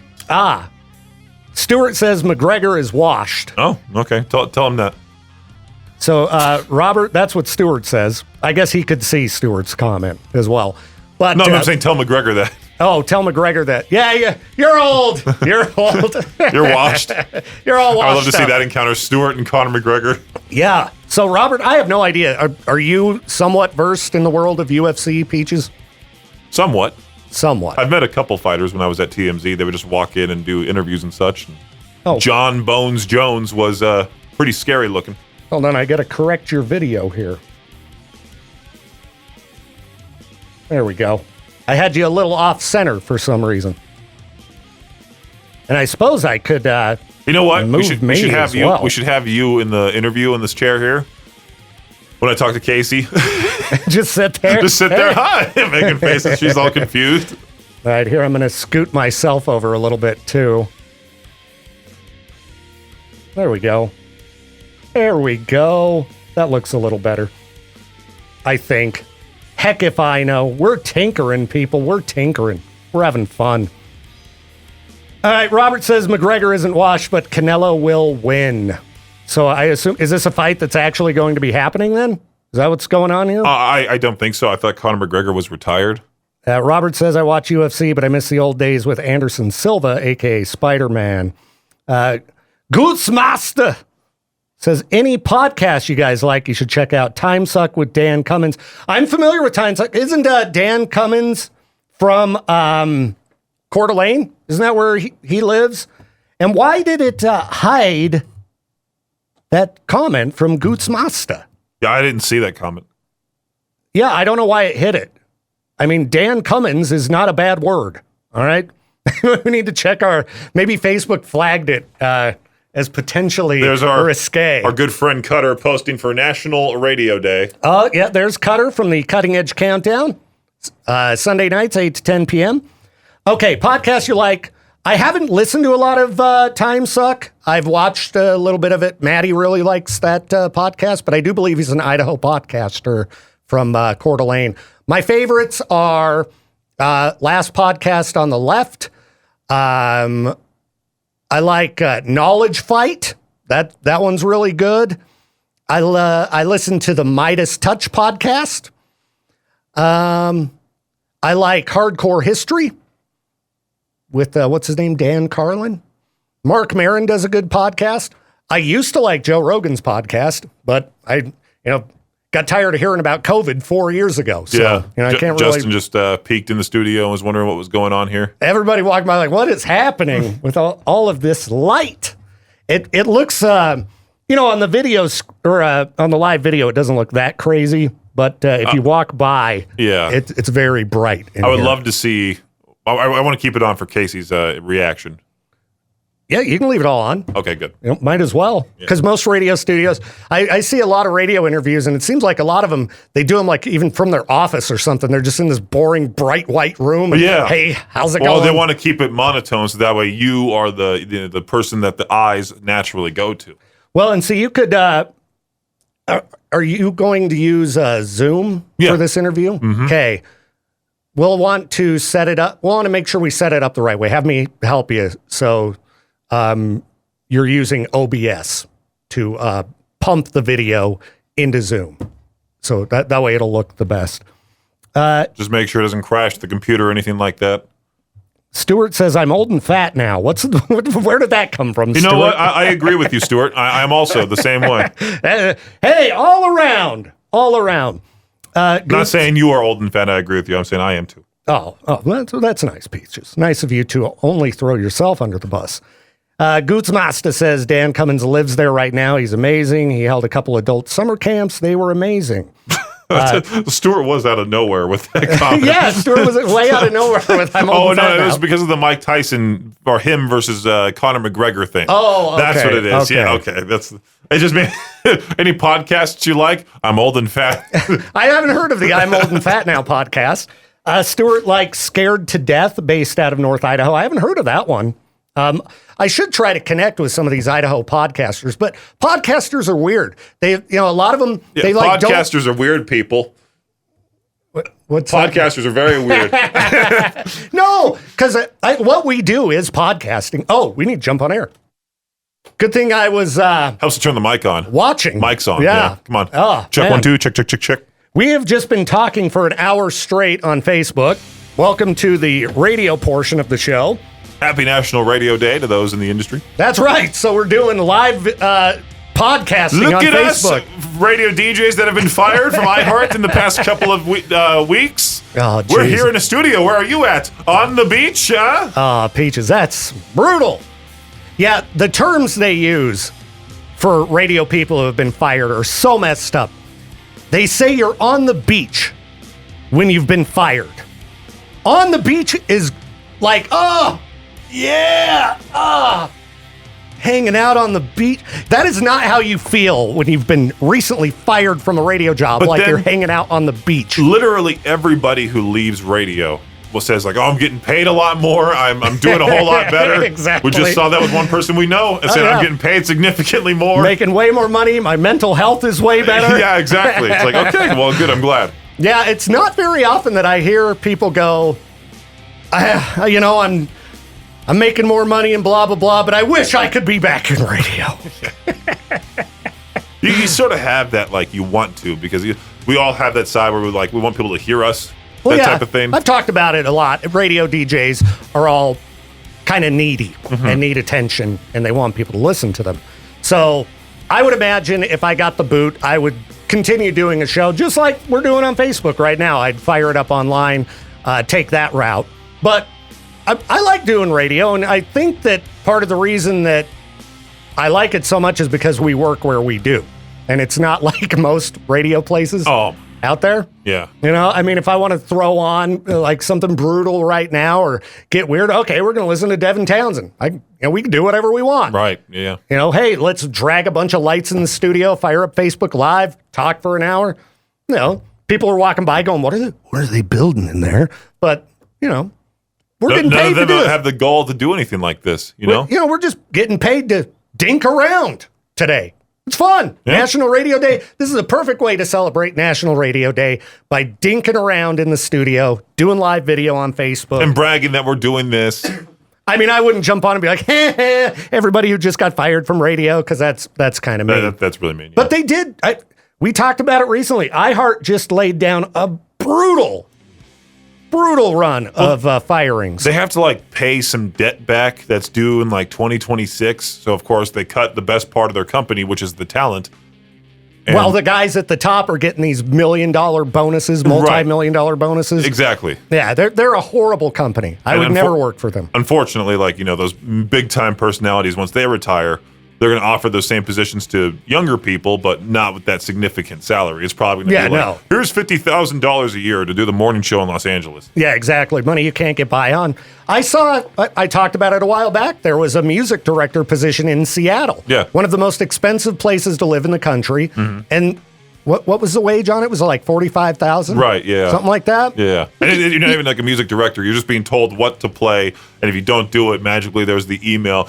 Victor Wilt's no longer with the company here. We wish him the best in his future Victor Wilt endeavors. has exited. That would be, how it shows up on the radio trades. He's exited the company, which means you've been fired. They really try to make firing sound as good as they can. He's on the beach. He exited the company. We did a reduction in force. No, they're mass firings. You fired a bunch of people because you guys at the top got to keep making that fat paycheck and you can't figure out how to run your companies in a profitable way. Get it together. Get it together. You guys suck. All right. Anyway. Happy National Radio Day. Happy National Radio Day. Down with Odyssey. Down with iHeart. Town Square. All hail Riverbend Media Group. That's right. RMG. RMG. RMGG. What is the second G? Gang. Oh, RMG gang. That's right. Okay, we're back. Facebook. If you haven't signed up for the in this moment Ice Nine Kills or Avatar meet and greets, make sure to do so because we want to make sure everybody's in this contest that wants to be a part of it. Yeah, fire up the K-Bear or Alt app. Enter to win. I guess next break we'll go over all of the stuff involved in that giveaway. Let people know all the different prizes and things like that. Let's see. Stuart enjoys listening to the Jim Cornette show. I would bet that one is That guy's pretty wild. good. Gootsmaster. I can't see him. I had to unhide his comment again. I think that Facebook thinks that Dan Cummins is a bad word, Peaches. Still miss O&A. Yeah, they kind of turned into crazies on opposite ends. Dude, One guy is just like about hating on Anthony. The other guy is just hating on, politics overall and doing his thing from his basement. So, I mean, two guys who definitely went it's so funny. far downhill, it's unbelievable. I was just talking about that with Jake, who was in the chat on Discord, because like Howard Stern went crazy far left, Anthony Cumia went crazy far right. Yeah, it's so and then stupid. Opie is just sad. Yeah, Opie, I guess he pretty much is doing what we're doing right now, live on Facebook. What new band do you think is going to blow up in the next year or so from Stewart? I'm going to say, well, Sleep Theory is already blowing up. They're doing huge numbers now compared. I bet they'll blow up though more in the mainstream. Well, Fallen in Reverse said they wanted to tour with them, and they say, and also Ronnie said they're the best band that's an up and comer. But, I mean, to me, they're kind of like a little catchy, little rock radio-esque. Yeah, there's nothing unique about them. It's just like Bad Wolves. Octane is going to play the crap out of them because it's the same thing every time. Well, Bad Wolves to me is kind of like second-rate Five Finger Death Punch, but they're fine. They're fine. Sleep Theory, they are kind of they're following in the footsteps of the modern sounds that are popular, like Bad Omens and stuff. But I do think Sleep Theory will blow up really big in the mainstream. Catch Your Breath, probably. What's funny is, a lot of the bands that have blown up really big, radio still hasn't caught on to, like Sleep Token, Bad Omens to a degree. I mean, Bad Omens is massive. Sleep Token's massive. Yeah, and I hate the fact that they wrote Just Pretend just to be a radio hit. And they don't like Just Pretend, and that became their biggest song. Oh, it is their biggest song because it's the most accessible, radio-friendly song. And I mean, it's kind of like Falling in Reverse, All My Life. I mean, I think that's one of their worst songs, but it's without question their biggest song. Mm-hmm. It's bigger than Popular Monster. Ronald was fun. Yeah, that one's fun. I like it a lot better. Speaking of Fallen in Reverse, I did like this fake announcement for Good Things 2069, where you have Fallen in Reverse Sangui Sugabog live cage match. You got Ollie Sykes Slam Poetry Hour from Bring Me the Horizon. All right. You got a Festival Lawn session from Sleep Token. Then you got Chappelle Roan or Chapel Roan. Chapel Roan? I think it's Chapel Roan. Then you get the Bill Murray cranking competition, the Hog. Oh, jeez. Bill Murray's going to be in Salt Lake. On the 25th? 25th of August? Yeah. Here soon enough. Holy cow. I know a listener named Jake, another listener named Jake, who is going to that show. And I'm thinking about just messaging him saying, hey, could you get me a t-shirt from that show if they have any 3XL? Yeah, it's on a Sunday. That's why I was not going to go. The same night is Falling in Reverse. And I know that on this lineup says James Blunt. Heck yeah. Oh, jeez. James Blunt. Don't get me started on James Blunt. Oh, you're beautiful. I hate James Blunt. He has the worst voice. Worst voice of all time. Bennett says second-rate Nickelback. Nah, I think Bad Omens not Bad Omens, Bad Wolves sound more like Five Finger Death Punch myself. Bad Omens sounds like Five Finger Death Punch? Bad Wolves. Oh, you said Bad Omens. But then I corrected myself and said Bad Wolves.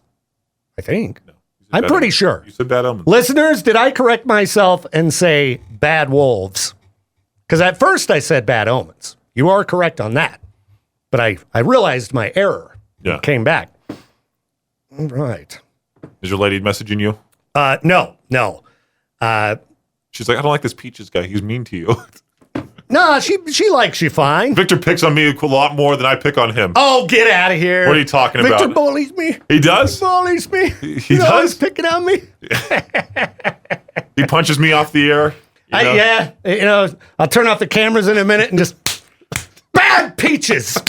bad, Peaches. I would laugh so hard because you'd be like, sit down, Peaches. I need to hit you. Take your medicine, Peaches. Do your job, bad Peaches. Okay, well, if Judith is listening, can she please... Like, I really want her to like tell me that she can see you swimming in the ocean. I just can't do it. I can't see you swimming in the I can't see you swimming at all. Not even in a pool? Not even in a pool. I can't You see. can't envision I can see it? you as the weird dude with the shirt on in the pool with like the goggles on that are too tight, and then you're in the shallow end going like, "This is fun. Okay, I went out now." Whatever, Peaches. Whatever. Here. Where are the sandwiches? She says, "I like Peaches," so she is watching. Thank you. As for the swimming question, I don't think she's gotten to that yet. I just can't see you swimming at Why? all, dude. I can't see you doing anything crazy like that, or even just running, for example. I can run. I can't see you doing that. And I know how to swim. All right. It's like trying to imagine Jade running. Like that'd be weird to see. You know, I'm trying to envision Jade running myself. Right? Yeah. See. Jade running sounds pretty funny. Okay, let's see. Stuart and Bennett said I did correct myself on cool. the Bad Omens, Bad Wolves thing. Bennett also says the shallow end is still the deep end for Victor. Screw you, Bennett. And Robert agrees with Peaches, I guess, that you can't envision me swimming. Yeah, I can't do it. Yeah, exactly. Like your shoulder's not even going all the way up. You're just. There's not enough room. Right? You got to go like this. I'm gonna crack my arm on the desk. See, and exactly. hurt myself. Yeah. You're gonna go like you're gonna be that guy that yells cramp, and like falls under the water. Yeah, that's right. Don't eat a sandwich before you swim, or you'll die. Do you remember hearing that as a kid? If you eat before you swim, you'll cramp up and drown. Oh, SpongeBob didn't help that out either. They're like, we got butt cramps, and it's like some giant knot in their butt. Oh, jeez. And they're somehow swimming in the water, like in the ocean. They're underwater, and they're swimming. You can swim underwater. But they're like in another beach on the Goo Lagoon. Oh, that's true, because they're the bottom of the Which I ocean think is the that's water for them. So then there's an extra beach. Okay. I think there is like goo in the ocean. Goo? Or like... Goo is one of the treats I feed my cats. Didn't like a marine biologist create SpongeBob? I don't know. I don't know, Peaches. That's Let's how they Google it up. Yeah. Who created SpongeBob? Steven Hillenburg. Steven Hillenburg. Oh, geez. I had zoomed He died of way ALS a couple of years back, yeah, unfortunately. Best known for creating SpongeBob. He was an American animator, writer, producer, director, voice actor, marine science educator, and entrepreneur. Wow. And he did a lot. He did do a lot. You know, some of these people out there who accomplish all this stuff, it's like, look at you, Bruce Dickinson. Yeah, like, can you guys settle down? You're making me feel lazy. Brian May of Queen. Was he like an astrophysicist or what is he? Yeah, something like that. He's got some kind of crazy degree. Well, Pau Gasol, a famous basketball player, he's like one of the best power forwards out there. He would read 1,000-page books, go to classical performances, watch operas. He's very smart, but it's just so funny. Imagine a basketball player being smart. Speaking of basketball player, Stuart says he can't imagine you playing basketball. Oh yeah, we'll play 1v1, Stuart. We'll see who can win. I knew Peaches would be geared up when he heard that, Stuart. Sure. Gregory says, don't forget his arm flotation. So I guess I need the floaties that I put on my arms. Especially when you eat soup. We got a regular comedian up in here, Peaches. Oh, geez. You guys are very, very rude. Very, very rude. But see, I don't like because in basketball, like you have to sort of hurt the person when you're like doing post moves.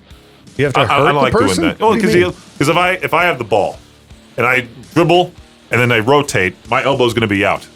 So you pretend that you don't intentionally elbow people. Well, if I didn't like the person, like if it was like those guys in high school, they used to like mouth off to me during the day. Yeah, I would full on just right in their noggin, dude. Well, oh, sorry. Well, that's kind of like with football. I've talked to people who played that, and when there's a big it's a great excuse to just kick somebody. When there's a big pile up to try to get the ball that gets fumbled, right? All kind of dirty things are going on inside of that water pile. polo too, underwater. Are you kidding me? Oh, I'll bet. Girls water polo especially. I've heard the stories about women kicking down there, doing that type of thing. I bet if you can't get caught for it, if you can't be seen, because as your competitors, the fellow athletes, are not going to be, hey, he punched me in the middle of the dog pile. You're not going to get up and cry as a football player. Did you see the weird thing that happened between those two boxers? It was a guy and a girl, and this woman is particularly large. She's about I don't know how tall, 6'5" or something like that. Her name's Gabby Garcia, and the guy was fighting her at the time was significantly shorter, and they're having a face-off, and he leans in and kisses her and runs away. Oh, geez. And it's like, dude, that's crossing the line. That is crossing the line. Did she beat the crap out of him after? No, she lost the fight, but it was just... Why was this fight happening? Was this UFC or what? I forgot what it was, but yeah, it was just weird to see him lean in and do that, and then she yells something, because I don't think she's from around here. I think she was speaking a foreign language, but she just smacked him in the back and then just got all mad, and that's rightfully so, but it was funny to watch that. The guy kiss her and then run away. Guys are dumb. Yeah. Guys are dirtbags. There's some funny, there's one UFC fighter that does some funny things during face-offs. Like he'll take a selfie with the other fighter, or he'll like give a milkshake to the other guy, and they'll do like the arm thing, like the cross arms. And is this when they do the press conference? Yeah. Yeah. Those are always weird, because let's get these two guys here, and they're just going to get mad looking at each other. Right. It's going to look tough. All right, get the shot. They're looking tough. Right, yeah. They want something to happen, but then they pretend they don't. Like Dana White has to hold them back, Oh, they're getting crazy up in there. Yeah, they're getting crazy. Settle down. Like, the one guy said his mom sucks. All right. What does the other fighter say? All right, we've got about 3 minutes. Why is minutes. that bed going? Why? Yeah. Because I got some music going. Okay. Sure, we're giving Facebook some riffage. Whoever wrote those riffs, I mean, just incredible. Just incredible, this riffage.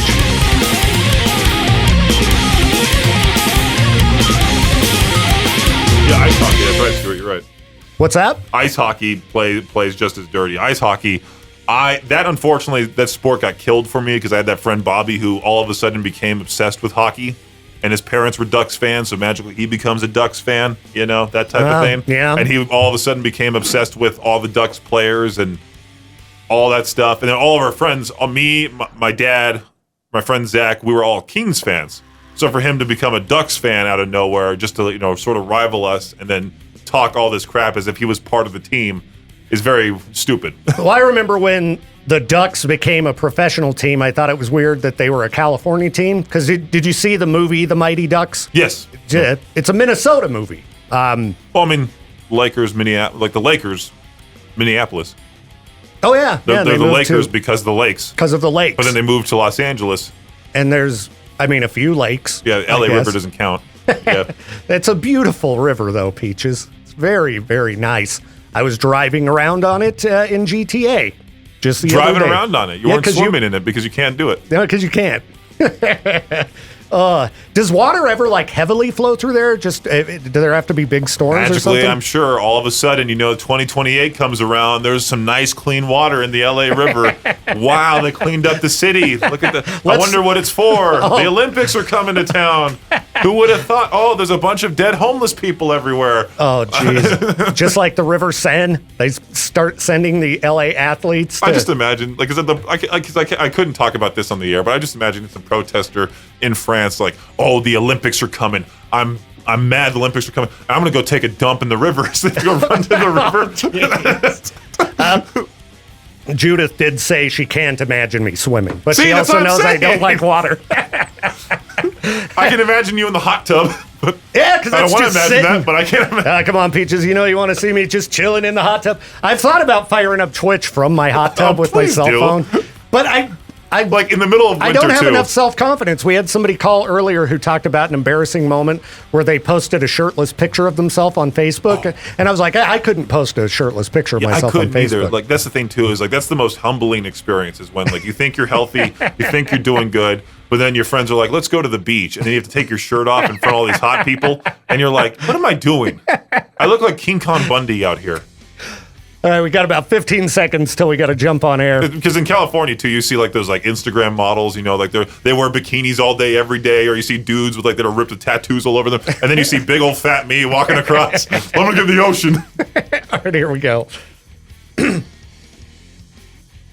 little bit of Breaking Benjamin, Angels Fall. We are live on Facebook. if you want to join us there and chat with us, you can ask us questions and we might answer them. We might. We've been talking about streaming from the hot tub. Yeah, in the middle of winter, you got to just stream from the hot tub. Like the snow's all around you. You're just in there. See, if I was more confident with the way I looked, I would do Victor, it. You're not bad looking. Stop it. Peaches, if I took my shirt off, you might be like, all right, it's blinding in here. Clearly, that hasn't seen sunshine in a long time. That's the Idaho tan. Come on. It is the Idaho tan, because we got 6 months of gloomy skies. I mean, you saw Jade post a shirtless photo one time on Facebook of him in his hot tub. Yeah, but Jade is like a skeleton. I am not. And, You're normal, I'm a little self-conscious. Oh, yes, I am too. Because I know that hot tub streams are popular, from what you hear, but I don't think But that they're popular for, the person in there being attractive. That's true. Not saying, they're just saying, it's more so like a woman in, some skimpy bikini that's going, oh, thanks for the 50 biddies. So you're telling me if I put on a Speedo... Sure, dude. that I wouldn't get tips? You got to do that for sure. Dude, I definitely don't. If I can't deal with a regular swimsuit. Dude, I saw this old episode. Is it Hotel Heck with Gordon Ramsay? Hotel Heck? With Gordon Ramsay. And he's like, let me test the hot tub. And he gets in a Speedo, this skimpy blue Speedo. And he was a military, he did military background. He played soccer almost professionally, I think. Yeah. So he's not that bad shape of guy. And he's just insulting the hotel in this skimpy Speedo. I can't imagine some dude who's Scottish just insulting your establishment while wearing a Speedo. I bet that's a pretty popular clip from that program. That's some Gordon Ramsay. It's not really. That's the funny part. ridiculousness. Yeah, he's just, that's the European swimsuit.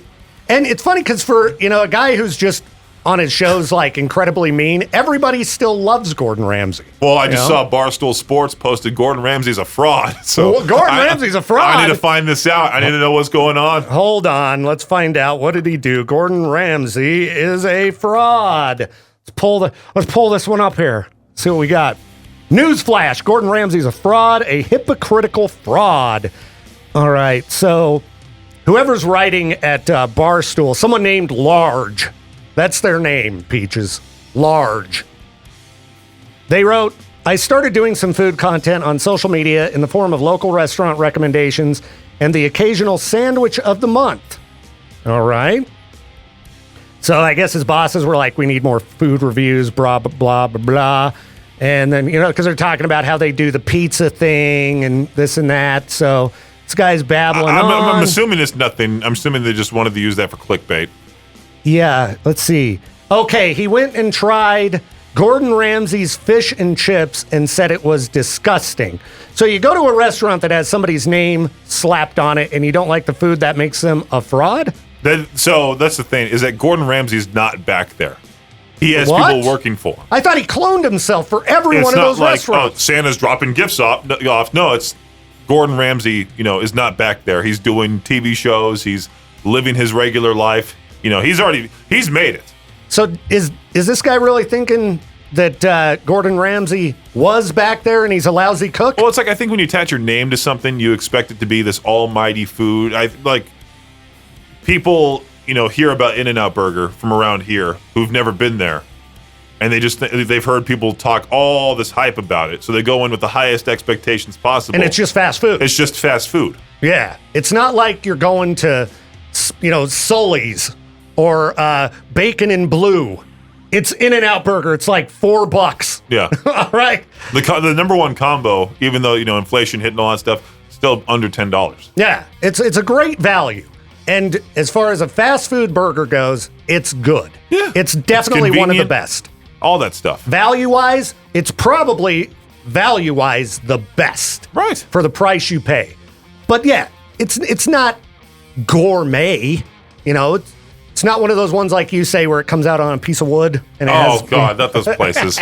Those LA places are the worst. The burger's $30. The fries are, an extra charge. How about a deconstructed burger where you put it together yourself, Peaches? They bring it all out. Oh, my favorite. It's all spread out. Yeah, when they bring out the burger, but the top bun's off, the lettuce is over here, the tomatoes over there. Yeah, just put it together yourself. You know who has a really good burger? Red Robin. I got to go with that. They're not bad. They're not bad. Yeah. I mean, I still think my favorites, I got to go with Bacon and Blue as the top. I haven't been there, even though I live right across the street. I know. They're right down the road from me, man. Bacon and Blue, that's at the top. Sully's is like right behind. And it's better in certain ways. Have you been there? No. Dude, Peaches. You got to go give that a whirl. Got to go give that a whirl. They got a lot of burgers that get a little more experimental. Like Bacon and Blue is pretty straightforward for the most part.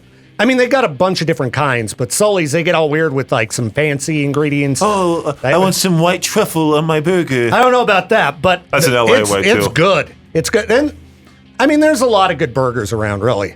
I like burgers. Burgers are kind of like pizza, where there's not really a bad one.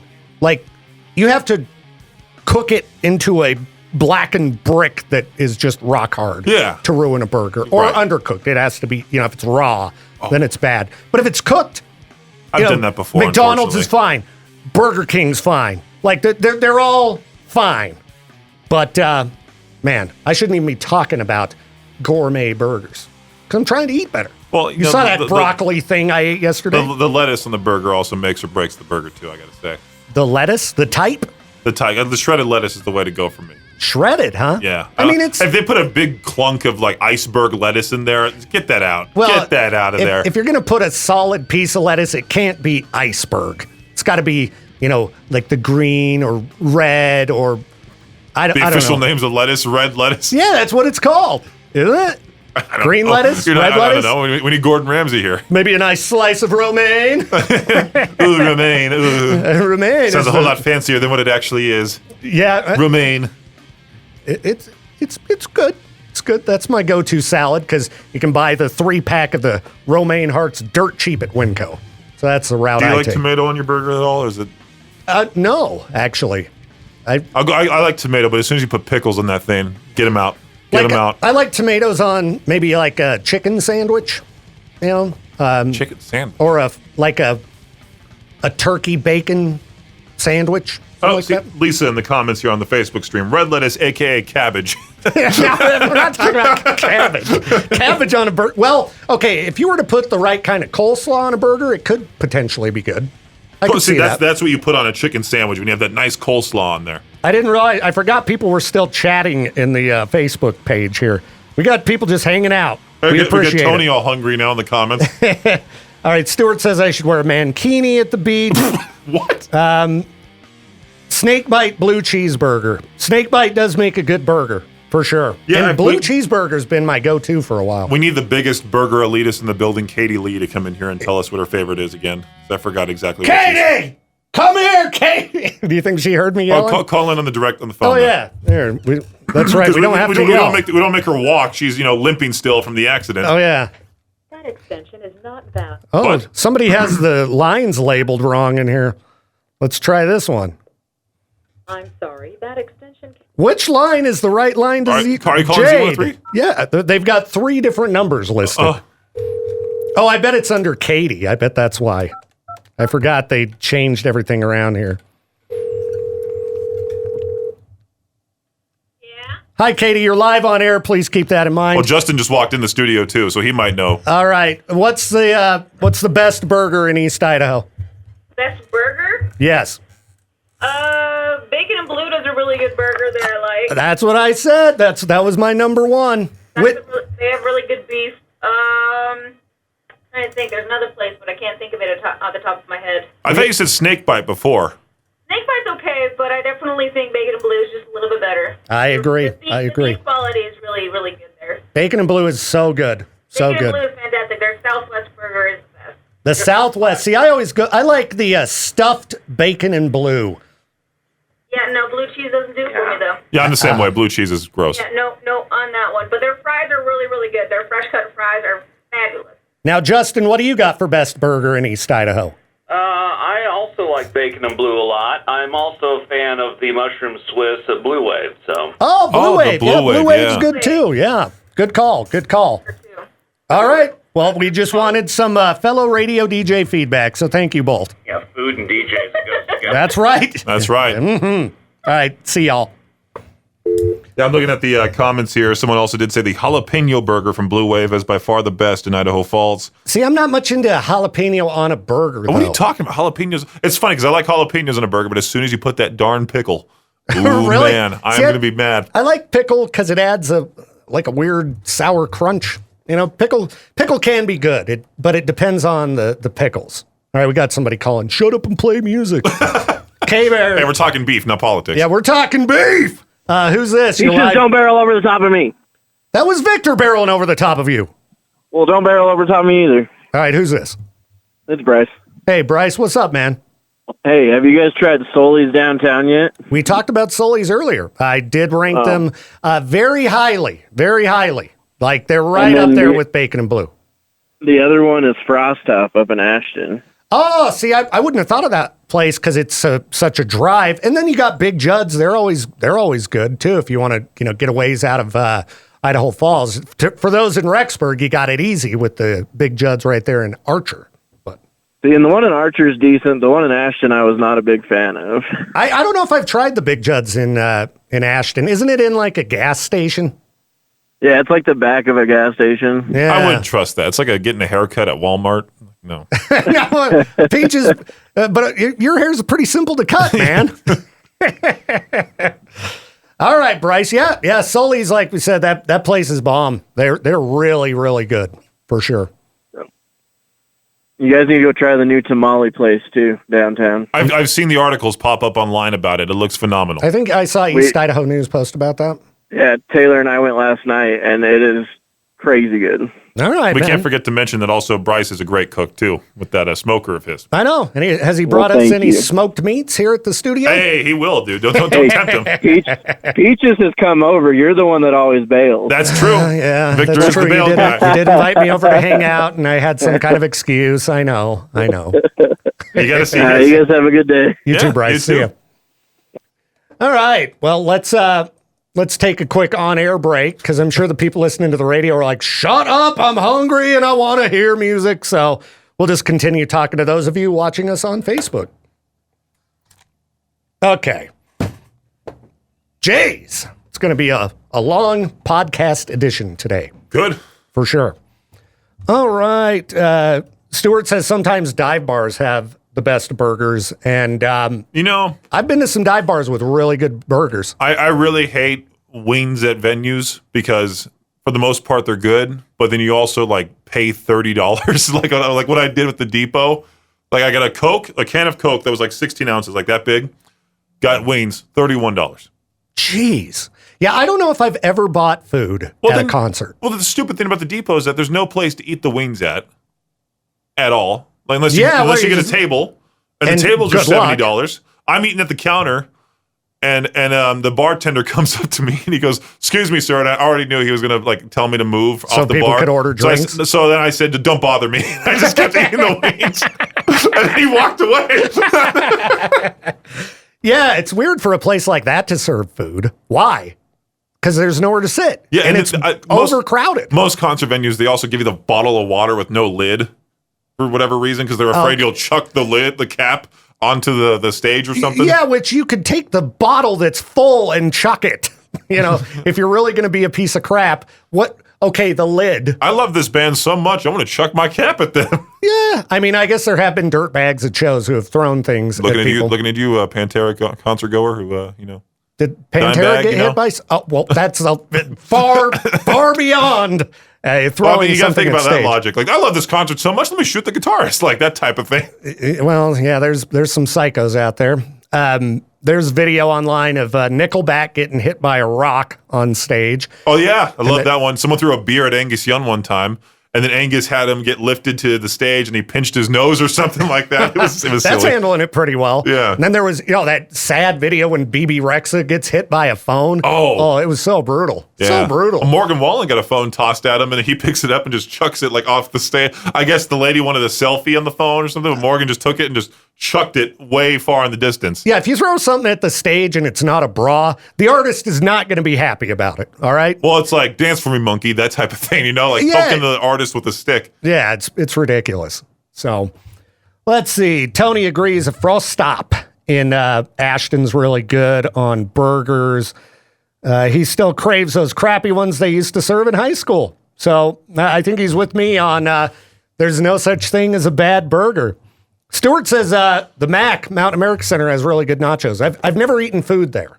Back to I've never eaten food at a concert before. Have I had? Oh, I did have the nachos because Kyler and his dad, Kyler from Sales across the way, they ordered like this crazy nacho platter. Yeah, at that suite that we were in for the Primus show. Yeah, and those nachos were good. They seemed very artisanal. That's the problem. Artisanal I saw those nachos. purple chips in there, and yeah, I don't know. Nachos to me, I hate eating messy things too. Like if I have stuff all over my hands, I don't like it. Like barbecue ribs, like baby back ribs. Not a fan.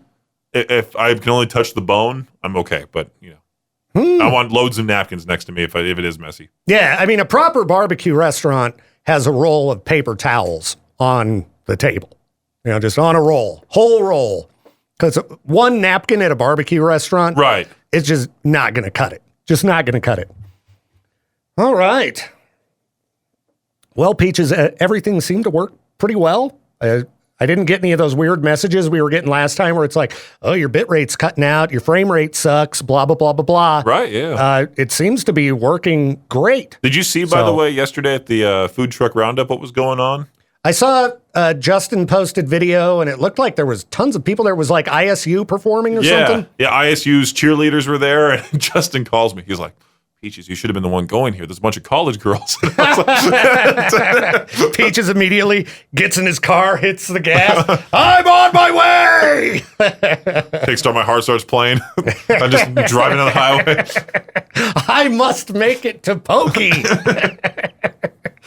Yeah, no, it looked like quite the event yesterday. So that was cool. That was cool. Looked like a good collection of food trucks, too. Looked like they had a lot of variety there. That's some good food all around over there. Grandma's Pantry, that steak, grilled cheese. Oh. Did you try the Grandma's Pantry meat candy? No, I did not. Dude.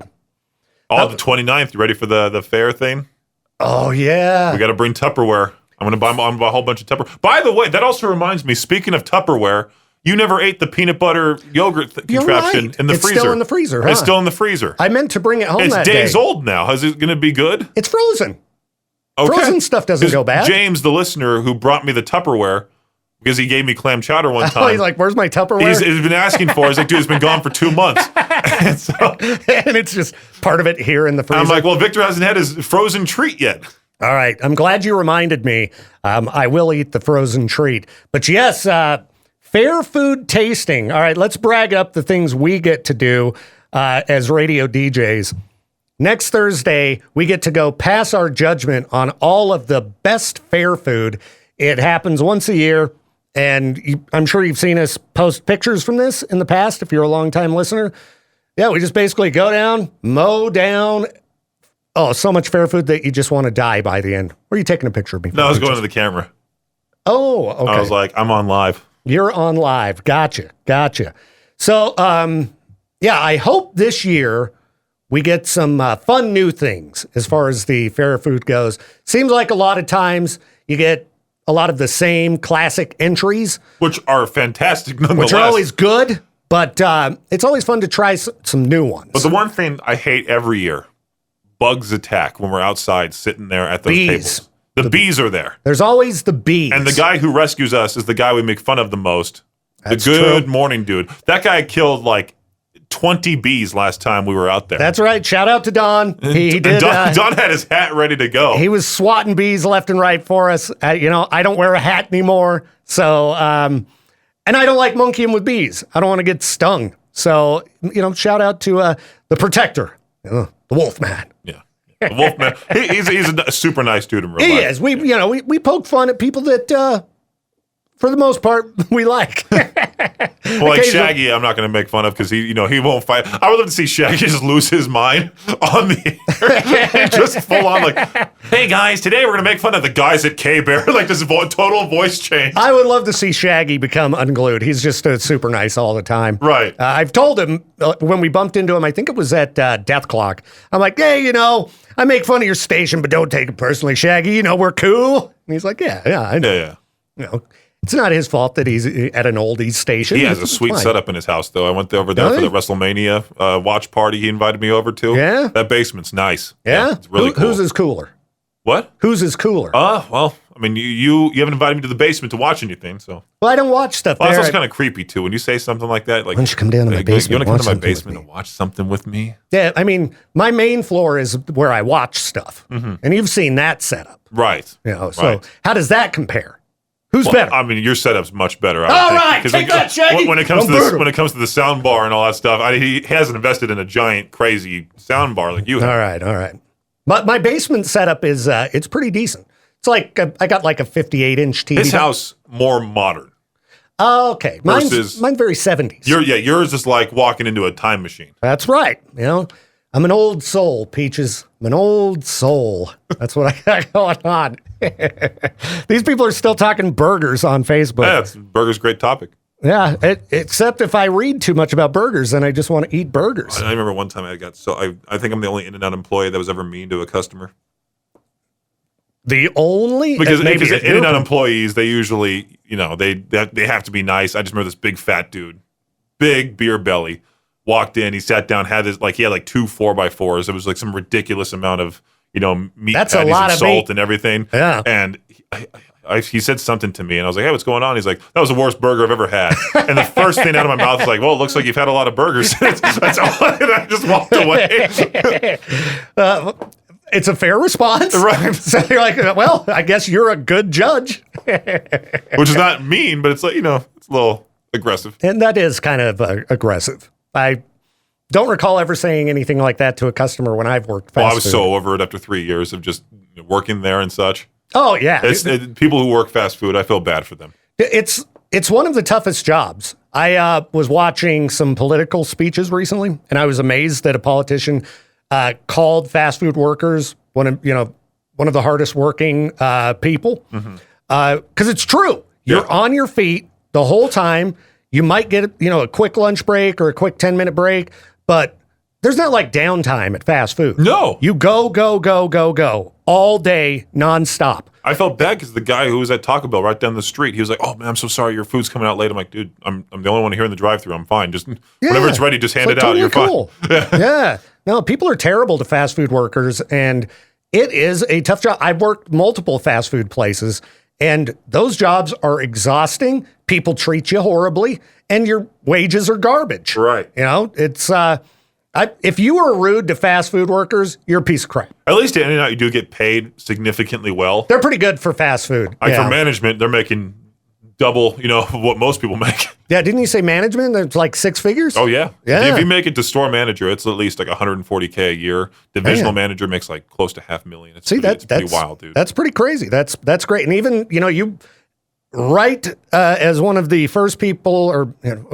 entry level, the wages you start with. I remember seeing them in Salt Lake years and years ago and be like, holy crap, that's what you make at In-N-Out just to start? Oh yeah. Yeah, they pay really well. And I think fast food in general is increasing its wages because I'll see ads around here and, it's not like it's great, but definitely better than it used to be. Well, I also kind of think that the AI and the drive-through, I think that's better off for, the workers inside. Because you do get tired of saying, "Hi, how are you?" Like, do you actually care? No. Well, and you're dealing with let people yell at the AI. Yeah. I've worked. I want 2 cheeseburgers, you dumb machine. Yeah, let them take out their aggression on a computer. Hate you. Yeah. The AI claps back. Do you really want 2 cheeseburgers? You look like you don't need them. Working the drive-thru is awful. It's such a rough job, and people are just terrible to you. I mean, it's bad inside too if you're working at the counter, but yeah, just be nice to it. On National Radio Day in celebration, get a burger since we've been talking about burgers and say something nice to your fast food cashier. All right? Be nice to him. I mean, you should do it every day, but still. I may be mean on the air, but in real life, I'm not going to be, screaming at people. No, I've yet to see Peaches actually. Well, there was one time when on the Cody Jinks concert, the guy in front of me stood up and I yelled because I felt bad because then I would have had to stand up and then the people behind me would have been blocked. They would have seen my butt the entire show. And you were like, "Calm down, Peaches, calm down." And I was like, cussing the dude out. Well, yeah, because it's just part of a concert. Sadly, for short people like me, you may end up in a seat. But I'm defending the short people. I know, but you know what? It's not your fault that you're tall and you should be able to stand up and enjoy a show. You shouldn't have to go stand at the back. You know, if you get a seat. Oh, trust me. Because we had good seats. No short person's ever going to tell me to go to the back of a concert. But like, okay, then push me back there then. See what happens. I'll say it to you. Yeah, push me then. You know? I will. You saw what happens when you ran into me. I didn't move. I did. I tried. I tried my best at Primus to get you to mosh, and I jumped at you and slammed into you. And you didn't move. Yeah, I didn't move. You didn't move. I did my best. You and Brian Zeal from, is it Mountain View Hospital? Is that where he's from? I think now he's at Mountain America Center. Mountain America Center. Yeah. Brian Zeal, one of the nicest dudes out there. Super great guy. Yeah. Super great guy. The two of us couldn't get you to move. Yeah? Peaches hold his ground very well. You should have been in football. Forget basketball. Dude. Should have been in football. You think I'm stupid now? Imagine that. Hi. I'm Peaches. That's spelled Peeshis.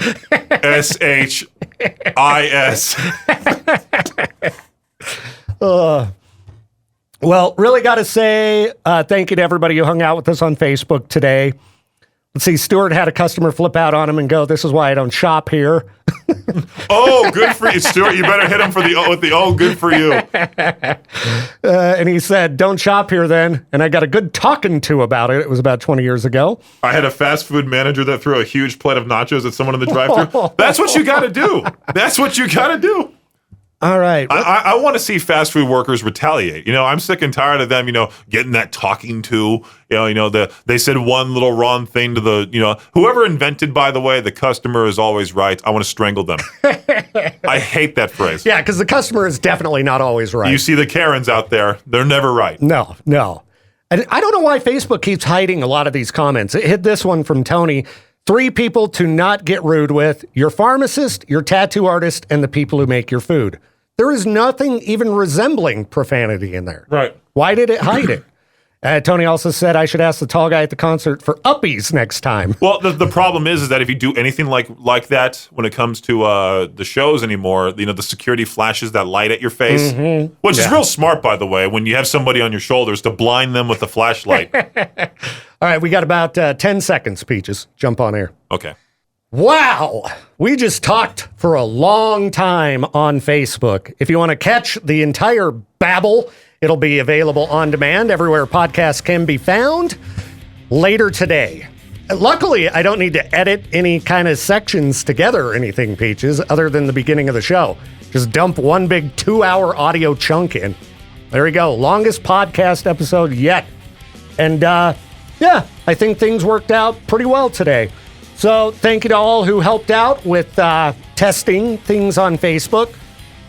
Now I just got to figure out how to get it set up to go live on Twitch, YouTube, and Facebook all at the same time. That's awesome. Facebook makes it a little bit difficult. I might not go live on Facebook because of the challenges they create with the process, but it may be doable.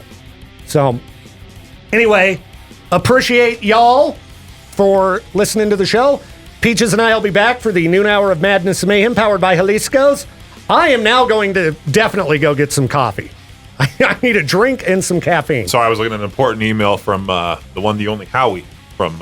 Oh, okay. I haven't checked my email in at least 2 hours, so I hope I didn't miss out on anything important. No, he was just making sure we had our information ready for the big Ice 9 Kills giveaway we're doing for the listeners. That's right. Oh, yeah, we were going to mention all of the different things you could win. The Thrasher RIP experience, the Become the Show experience within this moment, meet and greets with Avatar as well. I know we have a lot of diehard Avatar fans within our audience as well. And I for one, I want to meet the lead singer because I heard he's about 6'6", so I want to see how tall he is. Oh, Peaches like meeting those tall people.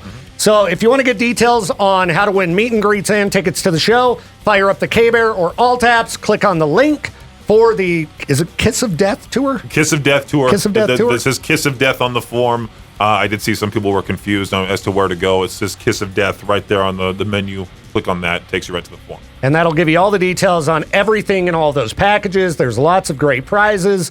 And yeah, we're going to draw winners on Friday after traffic school as we hang out with Ben and Damien from the Advocates Injury So Attorneys. while traffic school is going on, I'll be in the background right over there cutting every single slip into the wheel of winning. That's right. And there's a few of them. Yeah. There's a few people who have submitted close their to names. 600. So. All right. So if you want to be part of the crew, somebody's going to win. I mean, I spent 2 hours yesterday drawing winners for fair prizes. So people, it was funny. I was calling people, and some of them, were K-Bear listeners, and oh man, yeah.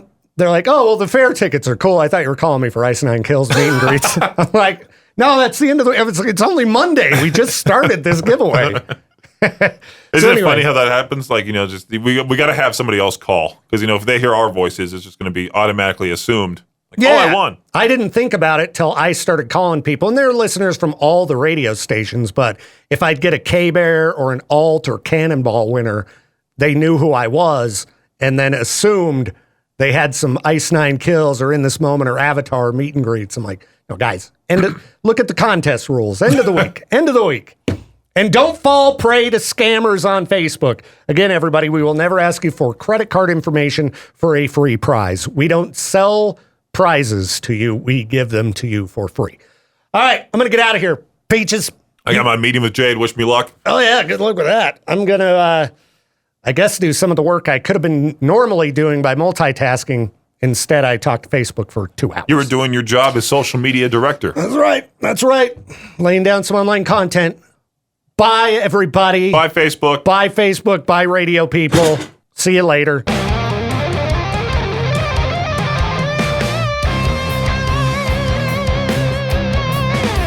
Thank you again for tuning in to the Victor Welch Show. This program's a production of River. Why can't I say that? God. To say Riverbend Media Group. Riverbend Media Group. This program's a production of God. This program's a production of Riverbend Media Group. To contact the show or for more information, hit us up at riverbendmediagroup.com.